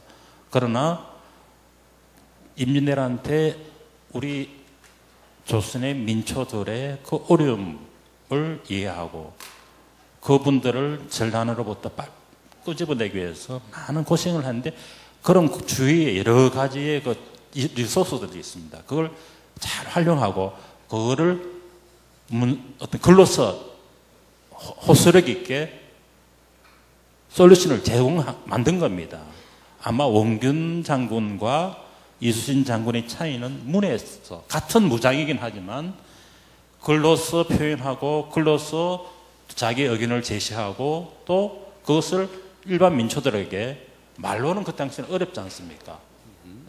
그렇게 함으로써 하나의 임진왜란, 정유재란을 승대로 이끌었던 그런 솔루션을 제공했다는 측면에서 저는 대표적으로 문과 무의 그런 그 융합을 이룬 인재가 아닌가. 이것은 다시 말씀드리면 인문학과 기술과의 대표적인 융합과 번갈할 수 있다 생각하고 두 번째는 저 누군지는 모르겠습니다만은 애니팡 만든 분.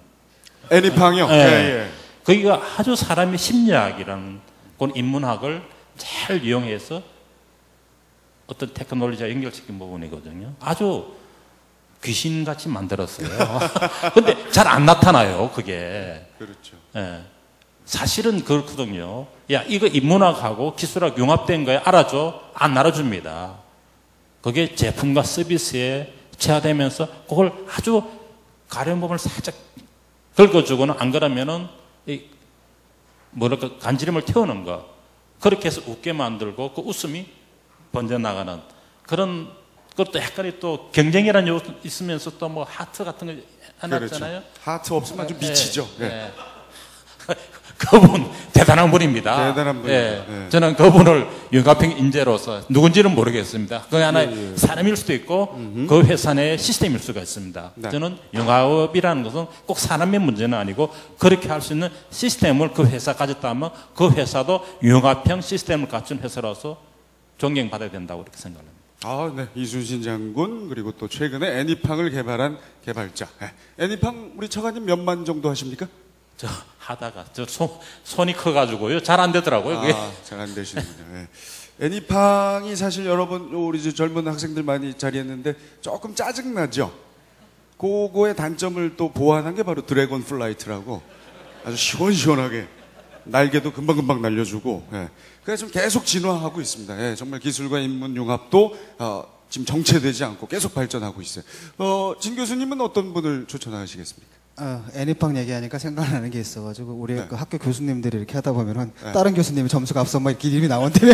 그래서 공포 분위기. 혹시 총장님이 보시면 안 되는. 근데 결론은 뭐냐면 총장님도 하고 계실 거다. 왜냐면 총장님은 우리 이제 모든 기기의 얼리 어댑터시거든요. 그 얘기가 생각나고 저는 아까 그 이동만 원장님께서 레오나르도 다빈치 말씀해 주셨지 않습니까? 네, 레오나르도 다빈치를 영원한 소년이라고 불러요. 저는 그게 굉장히 중요하다고 봅니다. 아이들을 보면은 알아요. 특히 유아들 보면은 사고를 쳐도 정말 환상적으로 치거든요. 창조적으로 칩니다. 애들이 하여튼 막 떠들다가 조용하면은 뭔가 그 사고 치고 있는 거예요. 가서 딱 보면 그 상황을 보게 되면 정말 퍼포먼스 아트예요. 뭐 변기에다 머리 감고 있다든지, 뭐 화장지 다 풀어놓고 담배값 다 풀어가지고 쫙 뿌려놓는다라든지, 이걸 보는 순간 정말 뭐랄까.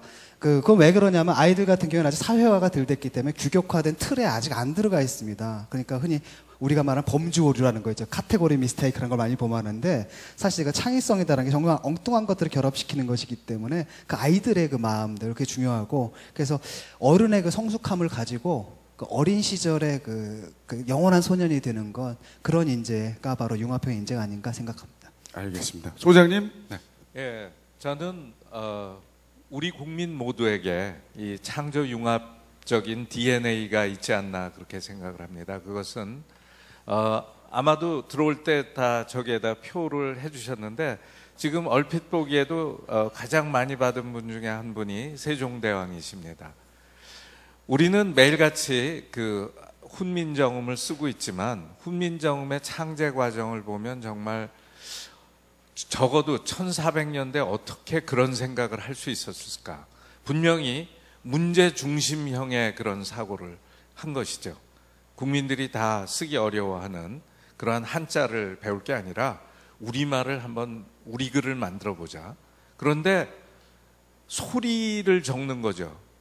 그 훨씬 적은 자음과 모음을 가지고 모든 소리 나는 걸 다 적을 수 있도록 하기 위해서 엄청나게 많은 연구들을 했죠.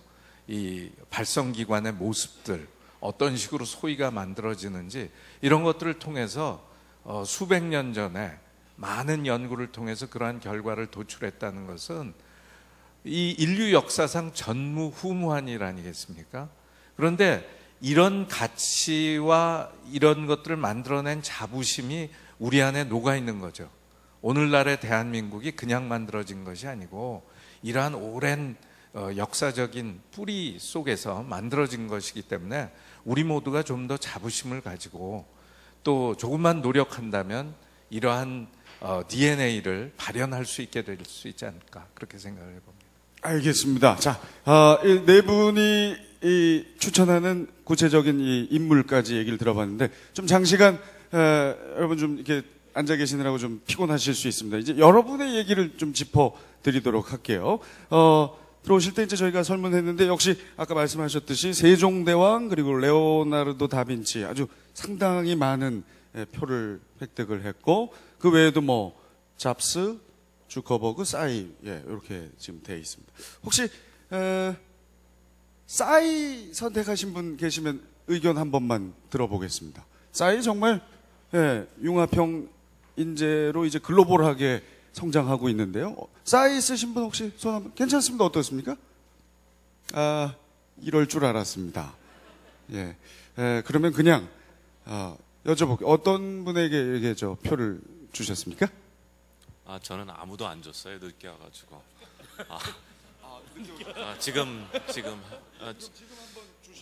지금 준다면 저는 레오나르도 다빈치에게 주겠습니다.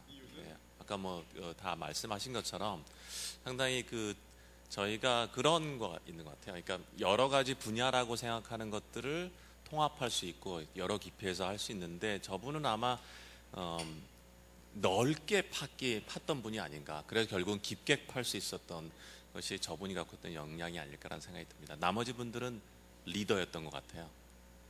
컬렉터 하는 분들, 실제 융합을 본인들이 하시는 게 아니라 융합을 코디네이션하고 큐레이션 하시는 분들 같다는 생각이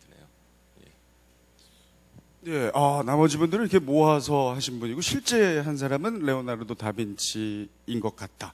그거는 조금 더 분석을 해봐야 될 것 같습니다. 다른 분들도 아마 제가 볼 때는 직접 하신 분들. 자, 우리 학생 의견 짧게 한번 들어보고, 지금 시선을 피하고 있는 우리 학생은 누굴 뽑았습니까? 지금 시간이 많이 지체돼 빨리 좀 부탁드릴게요. 누구 했어요? 아직 투표를 못했어요. 이런, 자, 우리 여성 관객 옆에 있던 분, 누구 했어요? 저는 잡스를 뽑았습니다. 잡스, 굉장히 표현으로서도 기술 인문 조합으로도 유명한 분이고, 굉장히 그래서 잡스를 뽑았습니다. 알겠습니다. 자, 지금 답변해 주신 분께는 초콜릿 잠시 후에 그 진행하시는 분을 통해서 전달하도록 할게요. 이 참 소속이 다른 이런 객석에 앉아서 이 대답하기 쉽지 않은데 정말 고맙고요. 저는 개인적으로 제 의견도 한번 드려보자면 저는 기성용 선수가 기술 인문 융합의 대표적인 현재 인재다 이렇게 봅니다. 이 사실 축구 기술만 가지고 있는 선수들이 적지 않게 있어요. 하지만 인문학적인 소양을 축구에 접목시켜서 기성용 선수 보시면 아시겠지만 주장도 아닌데도 불구하고 또 혹은 주장일 땐 더 심한데요. 기술 축구 외에 상대 선수에게 심판에게 경고받지 않을 정도의 항의를 하는 모습 보셨을 겁니다. 이렇게 하고 막 뒤쪽에다 대고 욕하고 그리고 심판 오면 또 이렇게 이게 정말 팀 분위기를 업시킨 데는 최고거든요. 발로만 축구하는 게 아닙니다. 머리로도 축구를 해야 되는데 기성용 선수 수많은 경험 어릴 적부터의 그 동네 축구에서부터 시작해서 중고등학교 대항전 그때부터의 경험을 바탕으로 해서 이렇게 A매치에서 그런 자랑스러운 모습을 보여요. 그게 만약에 막 심하게 막 항의를 하고 경고를 받으면 안 돼. 경고 받기 직전까지 하는 그 모습. 그거 참 전략적인 기술 인문 융합의 대표적인 인재가 아닌가. 여러분도 기성용 선수에게 많은 응원 부탁드리겠습니다. 자, 이렇게 해서 두 번째 주제. 이게 참 시간이 좀 아쉽네요.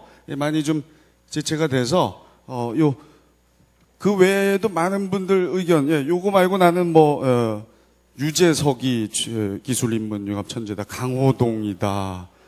아인슈타인이다. 여러 아주 좋은 의견들 대단히 감사합니다. 자, 이렇게 해서 두 번째 주제 융합형 인재와 관련된 토크는 마치는데 이제 차관님의 말씀으로 두 번째 주제 마무리합니다. 네. 마무리하기보다는 제가 꼭 하나 말씀드리고 싶은 게 우리가 융합형 인재를 그냥 보통적인 일반적인 사람에서 그렇게 인재를 키운다는 의미로 봐야지 하늘에서 뚝 떨어진 천재 같은 그런 분을 융합형 인재로 생각해서 부담을 가진다 그러면 그건 아니지 않는가.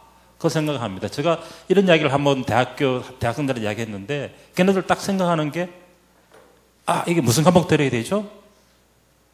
학교 때 스펙. 그건 아니거든요. 우리가 이야기하는 경험이라는 것은 자기 마음에 우러나서 다양한 경험을 쌓아라는 것이지 스펙을 염두에 두고 융합형 인재가 되기 위해서 무슨 과목을 들어야 되고 뭘 해야 됩니까? 그건 아니라 생각합니다. 그러니까 하늘에서 하늘에서 떨어지는 것도 아니고 또 한편으로는 또 자연스럽게 만들어지는 것이지 인위적으로 본인이 의도적으로 스펙이라는 뭔가를 하기 위해서 하는 건 아니다는 말씀을 여기 대학생분들 많이 오셨기 때문에 또 고등학생도 계신 걸로 알고 있는데 꼭 말씀드리고 싶어요.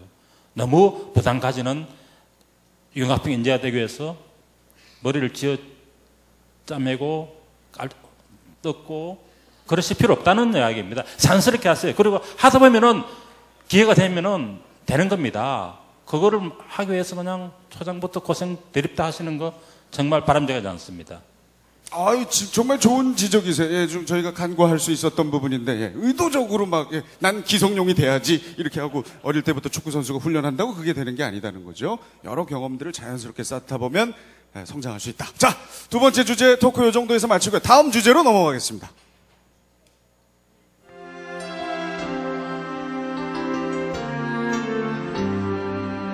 그럼 사람을 연구한 인문학이 어떻게 기술에 영향을 줄 수 있을까 한번 보면은 이 시대를 풍미한 인물 스티브 잡스가 이런 얘기를 했습니다.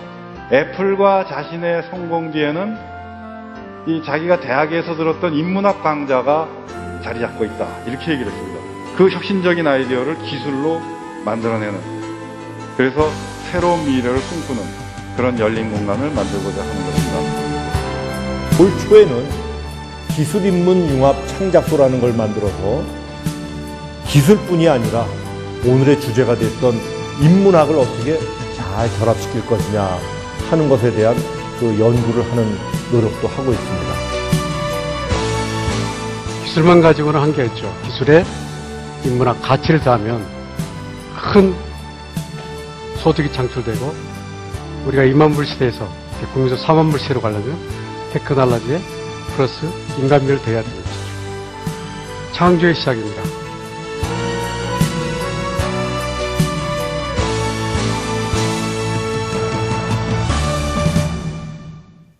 자, 기술인문융합 창작소 영상과 함께 세 번째 주제가 밝혀졌습니다. 융합형 인재 이제 어떻게 육성할 것인가. 우리 차관님께서 두 번째 주제 말미에 말씀해 주신 의도적인 이 접근은 좀 불필요하다 이런 지적을 해 주셨습니다만 그래도 융합형 인재를 육성하기 위한 노력은 계속되어야 되지 않나 생각되는데 요거는 진 교수님께서 좀 말을 열어주시면 좋겠습니다. 가능할까요? 교육으로 훈련으로?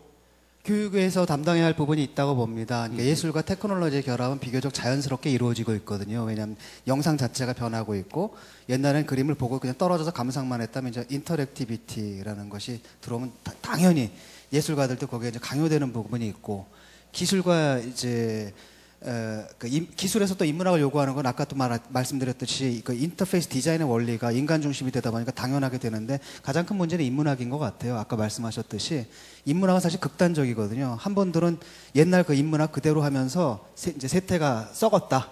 한탄하는 부분이 있고 또 한 부분은 이제 산학협동이라는 이름으로 옛날 낡은 인문학의 컨텐츠들을 뭐 게임이나 뭐의 소재로 이렇게 납품하는 그러다 해서 소재 고갈 자체를 되는 이런 상황이 있는데 제가 볼 때는 그 인문학이 깨달아야 될 것은 이제 문자문화 시대는 지났다라는 거고 플랫폼이 달라졌다는 거거든요. 옛날에 정보를 읽었다면 이제 정보를 보고 듣는단 말이죠. 라고 했을 때 사진 카메라가 나왔을 때 회화가 더 이상 옛날 회화가 아니었던 것처럼 그래서 현대 회화가 됐듯이 인문학도 지금 디지털 테크놀로지가 있을 경우에는 완전히 과거와는 다른 인문학이 되어야 된다는 사실을 깨달아야 될 것 같아요. 그래서 가령 이런 거죠. 그러니까 새로운 콘텐츠가 있어야 됩니다. 지금 모든 게 다 변했거든요. 셰익스피어 읽고 사람들이 문학성을 받는 게 아니라 광고 카피를 가지고 문학성을 읽는다는 겁니다. 사실 셰익스피어도 700년 전에는 뭐냐면 500년 전에는 400년 전인가 300년 전인가 그때는 뭐였냐면 대중예술이었어요. 그거 보면서 우리처럼 점잖게 안 봤습니다. 소리 지르고 술 마셔가면서 이렇게 봤던 거거든요. 근데 요즘 젊은 애들한테 제가 맨날 얘기하는 게 비평을 하려면 제품 비평을 해라. 얼리 어댑터 해가지고 아이폰 디자인 비평을 한다든지 이렇게 하라. 안 할라 그래요. 그런 문제가 있습니다. 그 다음에 뭐 여러 가지 지금 변하는 것들 있잖아요. 영화는 좀 되는데 수많은 지금 미디어 환경 자체가 변해가지고 예를 들어서 세계도 변하고 인간도 기계랑 공진화하지 않습니까? 디지털 테크놀로지. 그럼 거기에서 굉장히 많은 주제들이 있는데 그런 부분들을 좀 안 하고 있어요. 그래서 그게 연결된다고 한다면은 그 인문학이 이제 기술이나 예술하고 접점을 맺는 부분에서 굉장히 잘 될 거라고 보고 사실 저도 몇 년 전부터 기술미학 연구소라고 해서 사적으로 사비 들여가면서 포럼도 열고 좀 그러고 있습니다. 네. 개인적으로도 지금 실천을 하고 계시군요. 인문학자 입장에서 하여튼 그 변화하는 기술들을 자꾸 경험하려고 노력해야 된다.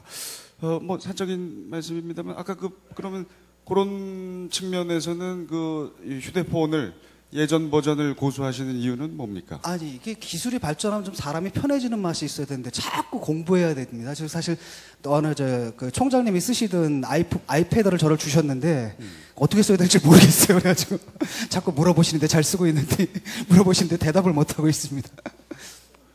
노력을 하셔야죠. 예. 예? 이런 강연에서만 얘기하지 마시고 집에 가서 좀 공부도. 아니 근데 그 빌렌 플루서라고 굉장히 위대한 미디어 이론가 있거든요. 네. 그분도 그 책을 갖다가 타자기로 쳤습니다. 컴퓨터로 안 치고. 왜 이렇게 웃으면? 예. 아니 이제 그런 역설들이 있습니다. 종종. 진 교수님 좀 노력 좀 해주시라고요. 예, 알았습니다. 아이패드 정도는 이제 가볍게 이렇게 하실 수 있게. 네. 자, 우리 소장님, 이남식 소장님, 융합형 인재 어떻게 나오도록 유도해야 될까요? 뭐 이미 우리나라 전체적으로도 너무 교육에서 융합이 강조될 정도로 융합 학부라든지 융합 프로그램들이 많아지고 또 특히 공학 교육 같은 경우에는 또 문제 중심, 문제 해결 중심의 그런 캡스톤 디자인이라든지 이런 게 보편화되고 있습니다. 하지만 그럼에도 불구하고 다양한 여러 다른 전공들을 가지고 있는 사람들이 모여서 소통하는 기술을 강조하는 것이 중요하지 않겠는가? 어떻게 대화할 건가? 일반적으로 인문학을 하는 사람들은 언어적 표현, 그러니까 언어적 상상력을 발휘해서 책을 보고 읽어야 되고 이해를 해야 되는데 기술하는 사람들은 거의 다 수학 또는 어떤 방정식 이런 걸로 다 문제를 해결하려고 하기 때문에 두 사람이 만났을 때 소통이 안 되죠. 그랬을 때 거기에 좀 매개적 역할을 하는 것이 아마도 아트 앤 디자인이 아니겠는가. 그렇게 돼서 어떤 눈으로 보여주는 비주얼라이즈된 그런 사람들의 꿈과 비전을 만들 때 훨씬 더 결과를 만들어내는데 걸리는 시간이 줄어들지 않겠는가. 그래서 특별히 각각의 전공들은 또 그대로 해야 되겠습니다만 이런 통합적인 어떤 경험과 교육 이런 걸 통해서 우리의 꿈을 현실로 만들어내는 그런 경험을 가진다면 좀 더 담대하게 세상에 나왔을 때 일할 수 있는 인재들이 만들어지지 않겠는가. 그리고 또 한 가지 중요한 것은 이런 과정을 통해서 직관력을 키울 필요 또한 있지 않겠는가. 그래서 어떤 문제를 직관적으로 해결하는 그러한 역량이 커졌으면 좋겠다고 생각합니다. 알겠습니다. 기술과 인문 융합에 있어서 또 중요한 역할을 하는 것이 방금 말씀하신 예술, 디자인 그 분야, 그분들도 함께 융화가 돼야 되겠네요. 자, 우리 이동만 원장님께는 이런 질문 한번 드려볼게요. 외국에는 어떤 예들이 있는지, 융합형 인재 양성을 위한 노력들 어떤 것들이 있습니까? 네, 대답을 열심히 준비했는데 바로 뛰어넘어서 참 아쉽네요. 예, 이제 좀 중원되는 부분이 있어서 좀 다른 질문을 한번 드리겠습니다. 알겠습니다. 죄송합니다. 네. 한 가지만 더 하고 하겠습니다. 저 참 싫어하시나 봐요. 그건 나중에 말씀드리겠습니다. 죄송해요. 저 유재석을 보냈어야 되는데 이거 실례입니다만 하여튼 네. 뭐 그냥 한 마디만 전 더 하고 싶어요. 저희들 학교가 사실 좋은 그 실증적인 예라고 보는데 같은 공간에 모여 있다는 것도 굉장히 중요한 것 같습니다. 제가 보니까 저희 최근에 뽑은 교수님 중에 한 분이 경희대 물리학과에 계시다가 저희 쪽으로 오셨어요. 근데 그분이 뭘 하시냐면 그 네트워크 사이언스라고 해서 요즘 소셜 빅데이터들에 나타나는 현상을 모델링 하시는 분인데, 그래서 제가 그랬습니다. 경희대는 카이스트보다 인문사회학과 교수님들 너무 많은데 왜 못하냐 그랬더니 두 가지 문제가 있었대요. 물리학과에서는 왜 너 자꾸 딴 데 가서 기웃거리냐. 그리고 인문사회학과나 이쪽 사회대학에서는 왜 그쪽에서 하고 나한테 와서 좀 도와주지 왜 자꾸 나보고 오라 그러냐. 네, 그래서 아직까지는 우리나라는 좀 이렇게 경계 뛰어넘기가 쉽지가 않기 때문에 한 공간 같이 얘기할 수 있는, 전 그래서 기술인문융합 창작소가 굉장히 좋은 케이스라고 보고요.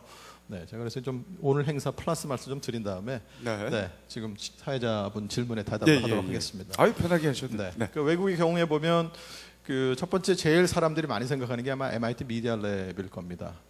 근데 저도 MIT 미디어 랩하고 뭐 여러 가지 이유로 함께 일을 한 경우도 있고 일도 도모해 봤지만 그쪽도 굉장히 그 문제 중심적인 사고, 그 다음에 그 거기서 제일 중요하게 하는 부분들은 여전히 이 분야와 분야 사이에 경계를 뛰어넘는 겁니다. 그리고 현실과 접합할 수 있는 부분들을 굉장히 많이 생각해요. 그 중에 한 예를 제가 말씀드릴게요.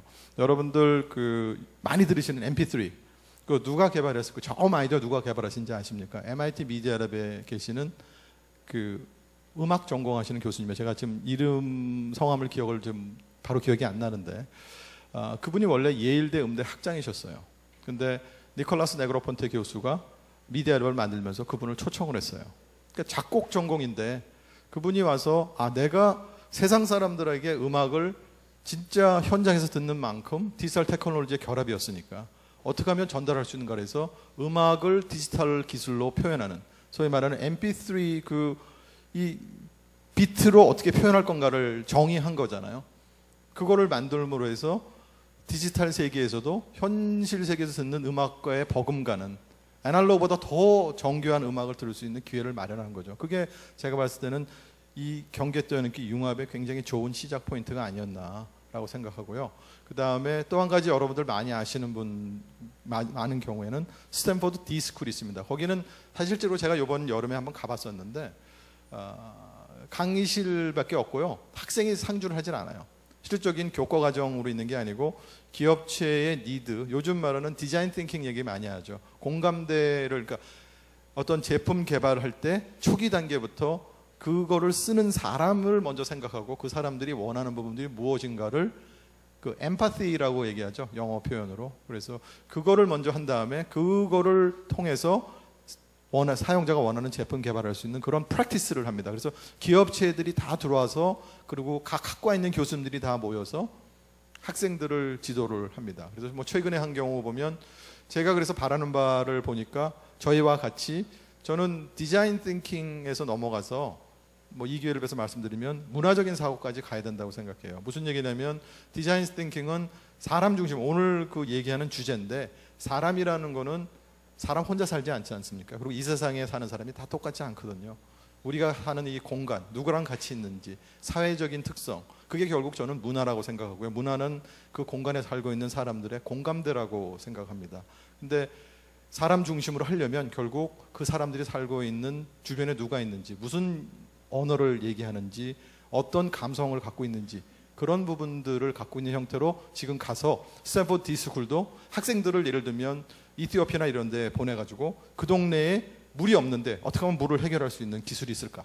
뭐 이런 거를 얘기를 해요. 그러니까 이게 전 세계적으로 쓰이는 게 아니고 그 사람들의 니드를 받아서 그 사람 할 수 있는 그런 좋은 그 예를 만드는 교육을 하고 있고요. 그 외에도 많지만 뭐 이 정도 하면 만족하십니까? 거기 예. 하나만 더 네네. 덧붙이자면은 지금 이동만 교수님 말씀하신 디스쿨이나 이런 아주 또 새로운 프로세스를 강조하는 부분도 있고, 또 실리콘밸리에 만들어진 싱귤래리티 유니버시티 같은 경우도 이런 정규 대학이 아닌, 그렇지만 실리콘밸리의 그 가장 탁월한 그러한 그 사이언티스트들, 엔지니어들 또는 그루들이 모여서 해결하고자 하는 이슈들은 글로벌 이슈, 전 세계가 당면하고 있는 그런 빅 이슈들에 대해서 한번 인류의 지혜를 모아서 해결해보자 하는, 결국은 우리가 도전할 만한 그런 중요한 타겟들을 우리가 찾아내는 것,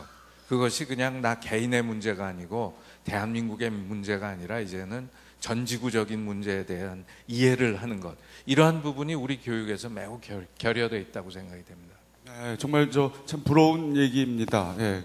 그런 거 생각해 보면 참 왜 우리나라에서는 글로벌한 인재들이 왜 안 나올까에 대한 답도 어느 정도는 얻을 수 있을 것 같은데, 자, 노력을 안 하고 있는 건 아니죠. 정부 차원에서도 많은 지원과 고민을 하는 걸로 알고 있습니다. 차관님, 네, 현재 어떤 것들을 지원하고 계시고 어떤 네. 계획을 가지고 계신지. 제가 이 피처폰을 쓰고 있느냐, 이 융합하고 관련해서 말씀드리면은 융합이라는 것이 한 방향만 가는 것은 절대 아니다. 우리가 어떤 그 모든 산부를 솔루션을 찾는 데 있어 가지고 쏠림 현상은 꼭 이야기할 쏠림 현상이 있는데 그건 아니다는 말씀을 드리는 게, 제가 왜 이게 필요하냐 그러면은 저는 시간하고 싸우잖아요. 전화 못 받으면은 바로 이건 누르고 전화 안 받은 것만 누르면 돼요. 네, 부재중 전화만 누르면 된다. 네. 되기 때문에 제가 이 폰을 쓰는데 그럴 때 뭐 스마트폰을 안 쓰는 건 아닙니다. 저기 가방에 또 스마트폰이 있는데 나름대로 융합이라는 것도 한 방향으로만 가는 건 아니다는 말씀을 제가 꼭 드리고 싶고요. 융합이라는 게 다양성이, 융합이라는 게 창의성이잖아요. 거기 다양할 수 있다는 말씀을 드리고, 정책과 관련해서 말씀을 드리면 사실 그 기술인문융합 창작소의 컨셉 자체는 차준경 장관이 경제수석으로 아마 오늘 아까 잠깐 보셨을 겁니다만은 수석으로 있을 때 이런저런 이야기를 하다가 청와대, 저도 그 비서관으로 근무했고 또 우리 김영수 연설교육 비서관이라고 계십니다. 경북대 교수 하신 분인데 그분들은 이제 인문학을 하셨기 때문에 이야기를 하다가 이런 컨셉이 이제 조금 그 필요하다 했고 이제 우리 최준경 장관이 계실 때 이제 그런 컨셉을 발전시켜서 어떻게 설립을 하고 어떻게 운영할 것인가 하는 부분을 저희가 고민했고, 그다음에 작년에 이제 우리 융합 기술인문융합 창작소가 설립되었습니다.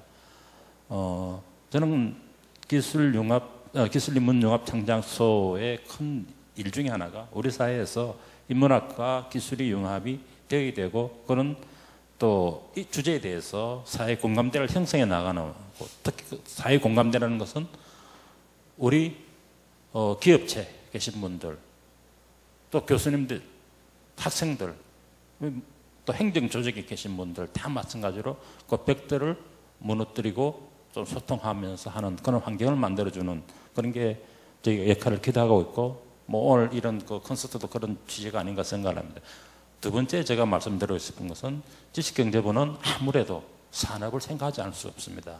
저희가 융합 정책을 하고 있습니다만은 그래도 결과가 나오는 그런 정책을 취할 수밖에 없기 때문에 저희가 아주 넓게 인문학과 기술융합까지 이렇게 다 정책적으로 지원은 할 수는 없지만 몇 가지는 좀 하고자 합니다. 그 중에 하나가 아까 우리 이 교수님도 말씀하셨지만도 디자인이라는 부분에 굉장히 창조성과 굉장히 관련이 많습니다. 사실 디자인을 하시는 분은 자기 머릿속에 있는 부분을 그림이나 모양을 통해서 일반 대중들에게 보여줄 수가 있습니다.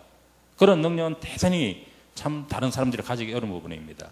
그걸 하나를 두고 거기에 결국은 그분들이 왜 그런 일을 할까? 결국 인간을 위한 겁니다.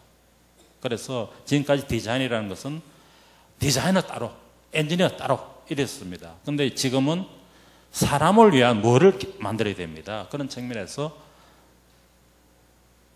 디자인이라는 것은 제품 개발이 제일 끝 단계에 있습니다. 그걸 저희가 제일 첫 단계로 옮기는 작업을 좀 하려 하고 있고, 그래서 모든 R&D 연구개발 활동하면서 가지고 디자인부터 먼저 컨셉을 정하고 하는 그런 쪽으로 재원을 분배를 좀 하려 하고 있고요. 두 번째는 지금 공학도를 위한 디자인 과정을 좀 만들면 어떨까.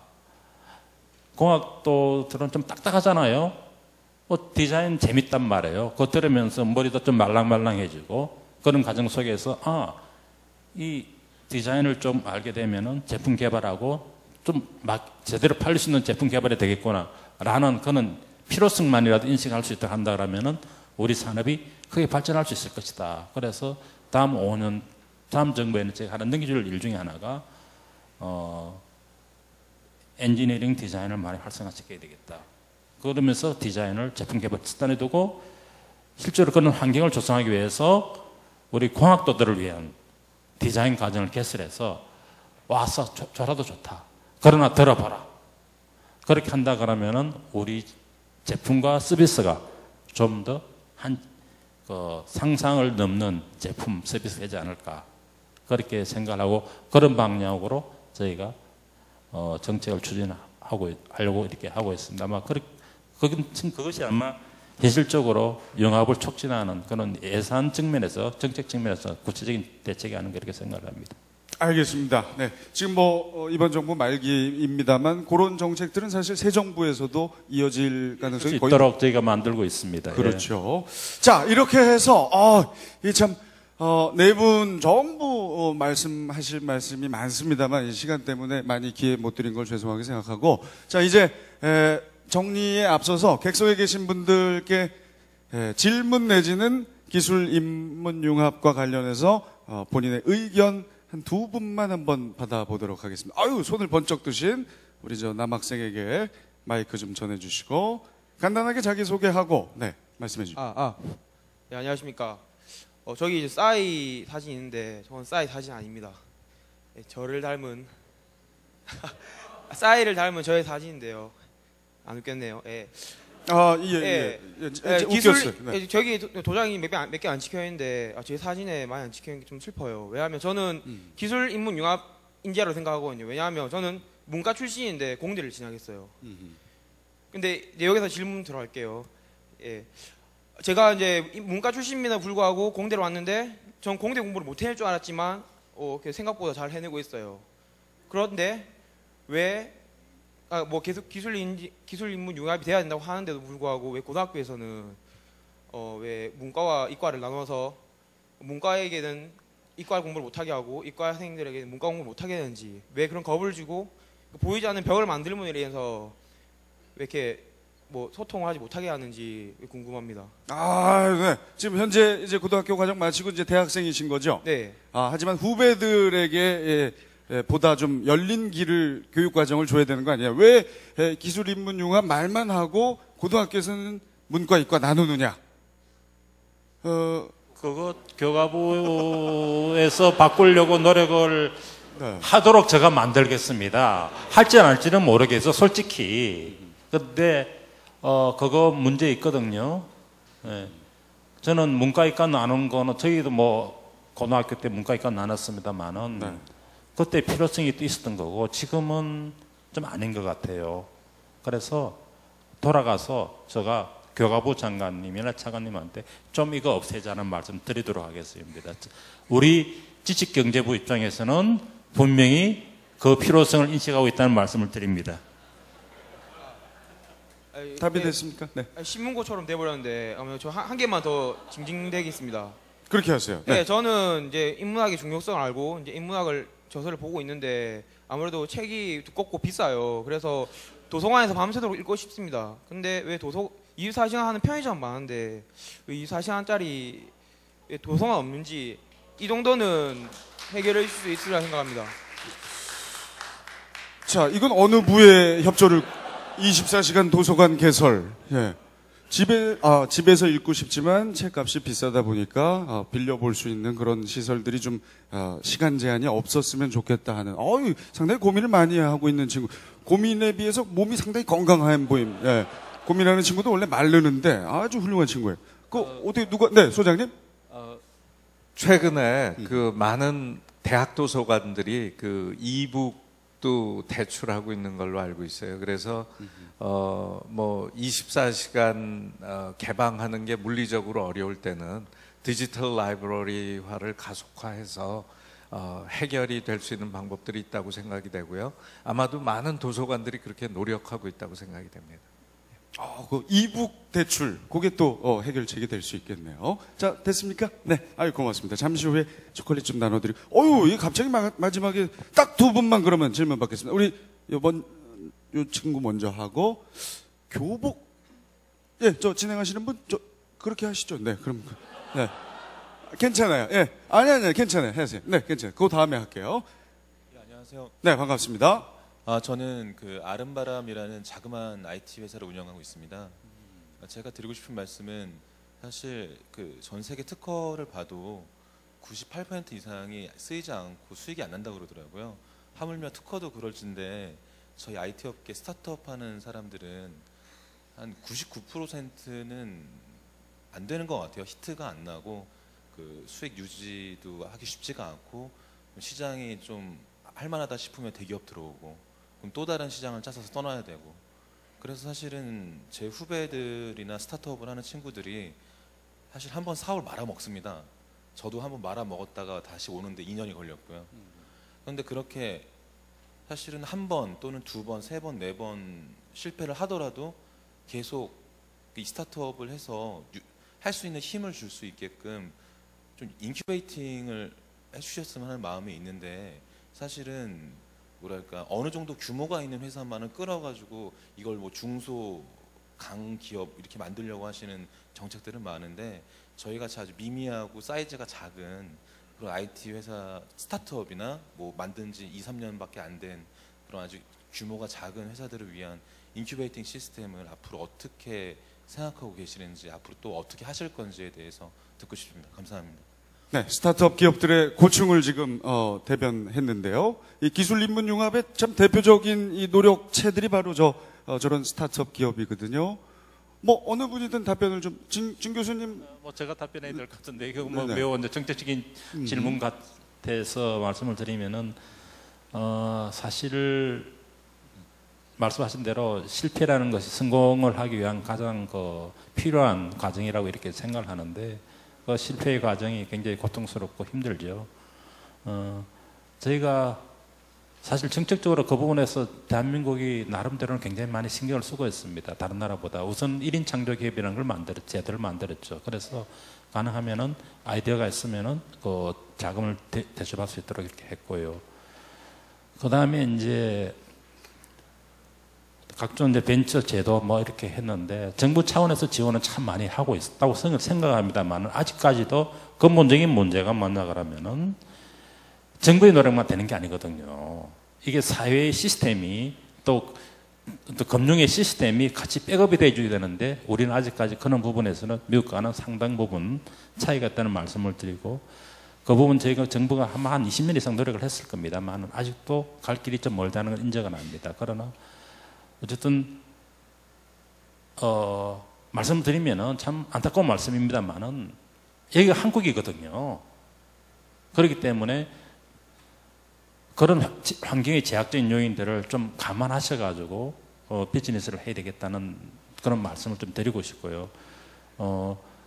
두 번째에 또 하나 말씀드리고 싶은 것은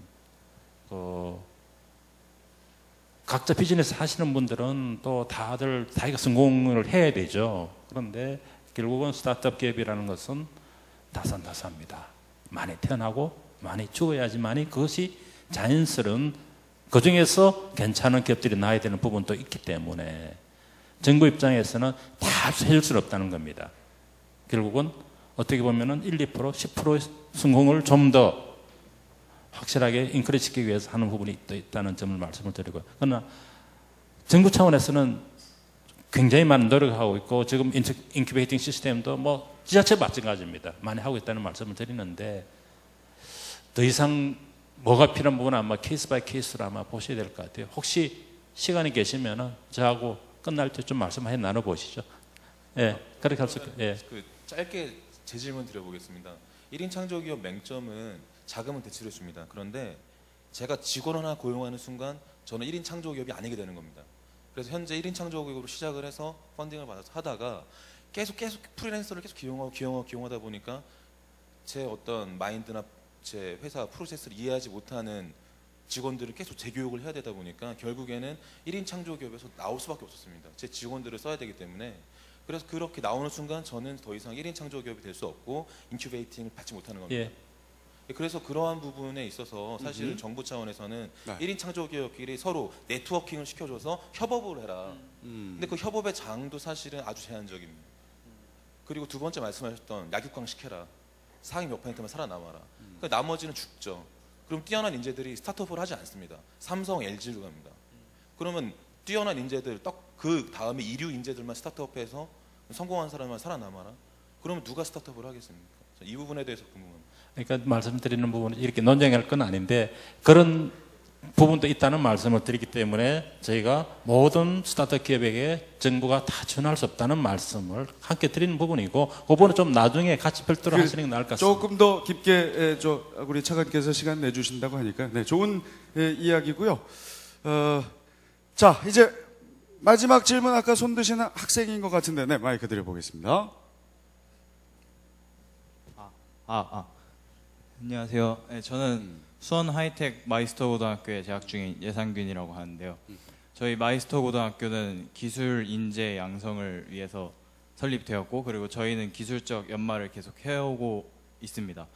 그리고 제가 질문 드릴 게, 얼마 전에 저희 학교에서 졸업 작품 전시회를 했는데요. 거기에 제 작품을 전시했고 교내 기술 평가에서는 1위를 차지했습니다. 근데 그때 교회에 계신 분들께 평가를 받을 때 무관심을 받았거든요, 거의. 근데 이거를 여기 와서 알게 되었는데, 그 주된 원인이 그 인문학적 소양이라는 것과 창의성이 기술적인 측면에 비해서 떨어지다 보니까 그런 평가를 받은 것 같습니다. 그래서 그 인문학적 교육이나 창의성 교육이 없는 학교 내에서 어떻게 그런 것들을 자기 개발로 발전을 시킬 수 있는지, 그 방법에 대해서 질문 드리고 싶습니다. 네, 아까 저 일반 고등학교 출신도 질문해서는 이번에 아주 특성화고 출신 지금 다니고 있는 학생인데요. 제가 좀 도와드리고 싶은데요. 그런 분들을 위해서 아까도 잠깐 설명드렸지만 atelier.th.net라는 웹사이트가 있습니다. 그게 기술인문융합창작소의 웹사이트인데요. www.atelier.net 알려드리겠습니다. 나왔죠? 예, 저 웹사이트에 가면은 지금 도움을 드릴 수 있는 굉장히 많은 내용들이 있거든요. 그걸 도움받으시기 바라고요. 앞으로 미래 학자들이 이야기하는 미래에는 대학이 소멸될지도 모른다는 그러한 이야기가 나오고 있습니다. 왜냐하면 최근에 오픈한 www.edx.org 같은 사이트를 보게 되면 미국의 많은 초일류 대학들이 전부 강좌를 무료로 들을 수 있고 거기에 졸업장도 받을 수 있게 사이트가 구성이 되는 바람에 인도에서는 한 2억 명 정도가 영어로 수업을 들을 수 있는데 학교를 그만두고 그쪽으로 간다는 거예요. 그러니까 인문학과 관련된 수많은 내용들을 이제 학교 수업과는 별도로 그 웹이라든지 이런 데서 많은 정보들을 얻으실 수가 있을 것 같고 앞으로도 그런 분들을 위해서 기술인문융합창작소가 최선을 다해서 컨텐츠를 제공하도록 하겠습니다. 감사합니다. 네, 답이 됐습니까? 학교에서도 아마 노력을 할 거고, 요런 사이트를 언제든지 무료로 가입이 가능한 사이트인 거죠? 소장님, 네. 무료입니다. 그러니까요. 네, 무료니까. 네. 교복 상당히 멋있습니다. 네. 자, 이제 시작하실 텐데 벌써 시간이 12시가 됐어요. 참 시간이 모자랍니다. 더 하실 말씀 많겠지만 여기서 이제 정리를 해야 될 것 같아요. 짧게 오늘 1부를 마치는 마무리 말씀을 한 분씩 부탁드리겠습니다. 네, 우리 소장님부터. 우선은 차관님을 비롯해서 여러분들께서 아주 진지하고도 재밌는 대화를 나눠주셔서 감사드리고요. 오늘 또 많은 분들이 오시고 또 우리 마이스터고 학생들도 와주셔서 감사드립니다. 앞으로 이것이 우리 산업의 미래를 새롭게 바꾸는 하나의 변곡점이 되기를 기원합니다. 박수 좀 주십시오. 오늘 좋은 말씀 고맙고요. 자, 진 교수님. 인문학의 상황은 지금 처참합니다. 대학에서 인문학과 다 없어지고 있고요. 이른바 콘텐츠학과라는 걸 만드는데 이해가 안 가는 게 콘텐츠학과에서 뭘 가르칠까? 나 4년 동안 콘텐츠가 중요하다는 사실을 배우고 졸업할 것 같아요. 문사철 없이 도대체 무슨 콘텐츠 하느냐. 그리고 사실 제가 다니던 중앙대 같은 경우에도 다 없애고 경영대를 500명을 뽑는 데나 아니 도대체 다 경영만 하면은 개발은 누가 하고 일은 누가 합니까? 그러니까 제가 볼 때 어떤 산업 지체 현상이 좀 있는 것 같아요. 그 다음에 소식이 나가면 대학에서 세미나가 안 됩니다. 지금은 대학원 과정에서도 세미나가 제대로 안 돼요. 차라리 어디를 가냐면 철학 아카데미라든지 수유너 이런 데 가면 거기 가서 옛날에 하던 수준의 인문학 세미나가 가능할 정도거든요. 그러니까 아까 대학이 없어진다고 하셨는데 정말 그걸 느끼고 있는데 과연 이래도 되는가? 우리가 지금 기술과 인문학이 굉장히 중요하다고 얘기를 하는데 실제로 대학 현장에서는 인문학은 완전 지금 소멸하고 있거든요. 그래서 아마 10년 후면 아마 멸종하지 않을까. 이런 사태에 대해서도 조금 관심을 가져야 될 것 같습니다. 알겠습니다. 좋은 말씀 고맙습니다. 우리 진 교수님. 자, 차관님. 보통 특강 가면은 점심시간 이후가 되어서 많이 졸는 경우가 있습니다. 오늘은 보니까 졸지 않으시고 정말 관심 있게 경청해 주셔서 감사의 말씀을 드리고요. 우리 진 교수님 말씀하셨는데 인문학 멸종할 수 있다. 저희가 멸종하지 않도록 지식경제부 앞장서 가지고 지원을 하지 않으면 안 되겠다 생각을 하고 있습니다. 우리 기술인문융합창작소를 통하든 또 무슨 다른 걸 통하든 지식경제부 측면에서는 지식이라는 부분이 바로 인문학과 직접 연결되기 때문에 관심을 가지고 지원하겠다는 말씀을 드리고 저 개인적으로도 옛날에 고고 인류학과를 가려고 그러다가 집에서 강렬한 반대 때문에 제가 뜻을 굽고 상대를 갔습니다만은 저도 개인적으로 애정을 많이 가지고 있기 때문에 진 교수님 걱정 안 하시도록 저희가 부 차원에서 힘을 같이 합쳤으면 합니다. 고맙습니다. 네. 저도 불어불문학 전공한 사람이거든요. 반드시 살려야 됩니다. 인문학. 네, 맞아요. 우리 원장님. 네. 저는 끝마치면서 제가 어저께 이 토크 보면서 캐치프레이즈가 뭘까 한번 멋있는 말이 뭘까 생각해 봤는데 저한테 딱 온 말이 뭐냐면 융합은 더하기가 아니고 곱하기다 이렇게 생각이 듭니다. 그래서 마지막으로 추사 김정희 선생님의 예를 들면서 끝내도록 하겠습니다. 그분이 금석학을 하셨죠. 그러니까 과거의 많은 비문을 보면서 굉장히 수많은 스타일의 글자 서체를 봤어요. 그러면서 본인만의 새로운 서체를 만들었죠. 그러니까 서체를 원래 만들려고 한 게 아니고 그렇게 굉장히 많은 부분들의 학문들을 넓게 깊이 파면서 본인의 경계를 허물고 그걸 통해서 새로운 창조적인 부분들을 만들어냈다는 거. 그래서 그분이 뭐라고 말씀하셨냐면 입고 출신이라고 말씀하셨어요. 과거로 들어갔지만 나는 새로운 곳으로 나왔다. 오늘 여러분들 여기 자리에서 그런 많은 부분들 보시면서 새로운 걸 찾는 기회가 됐으면 좋겠습니다. 감사합니다. 고맙습니다. 네.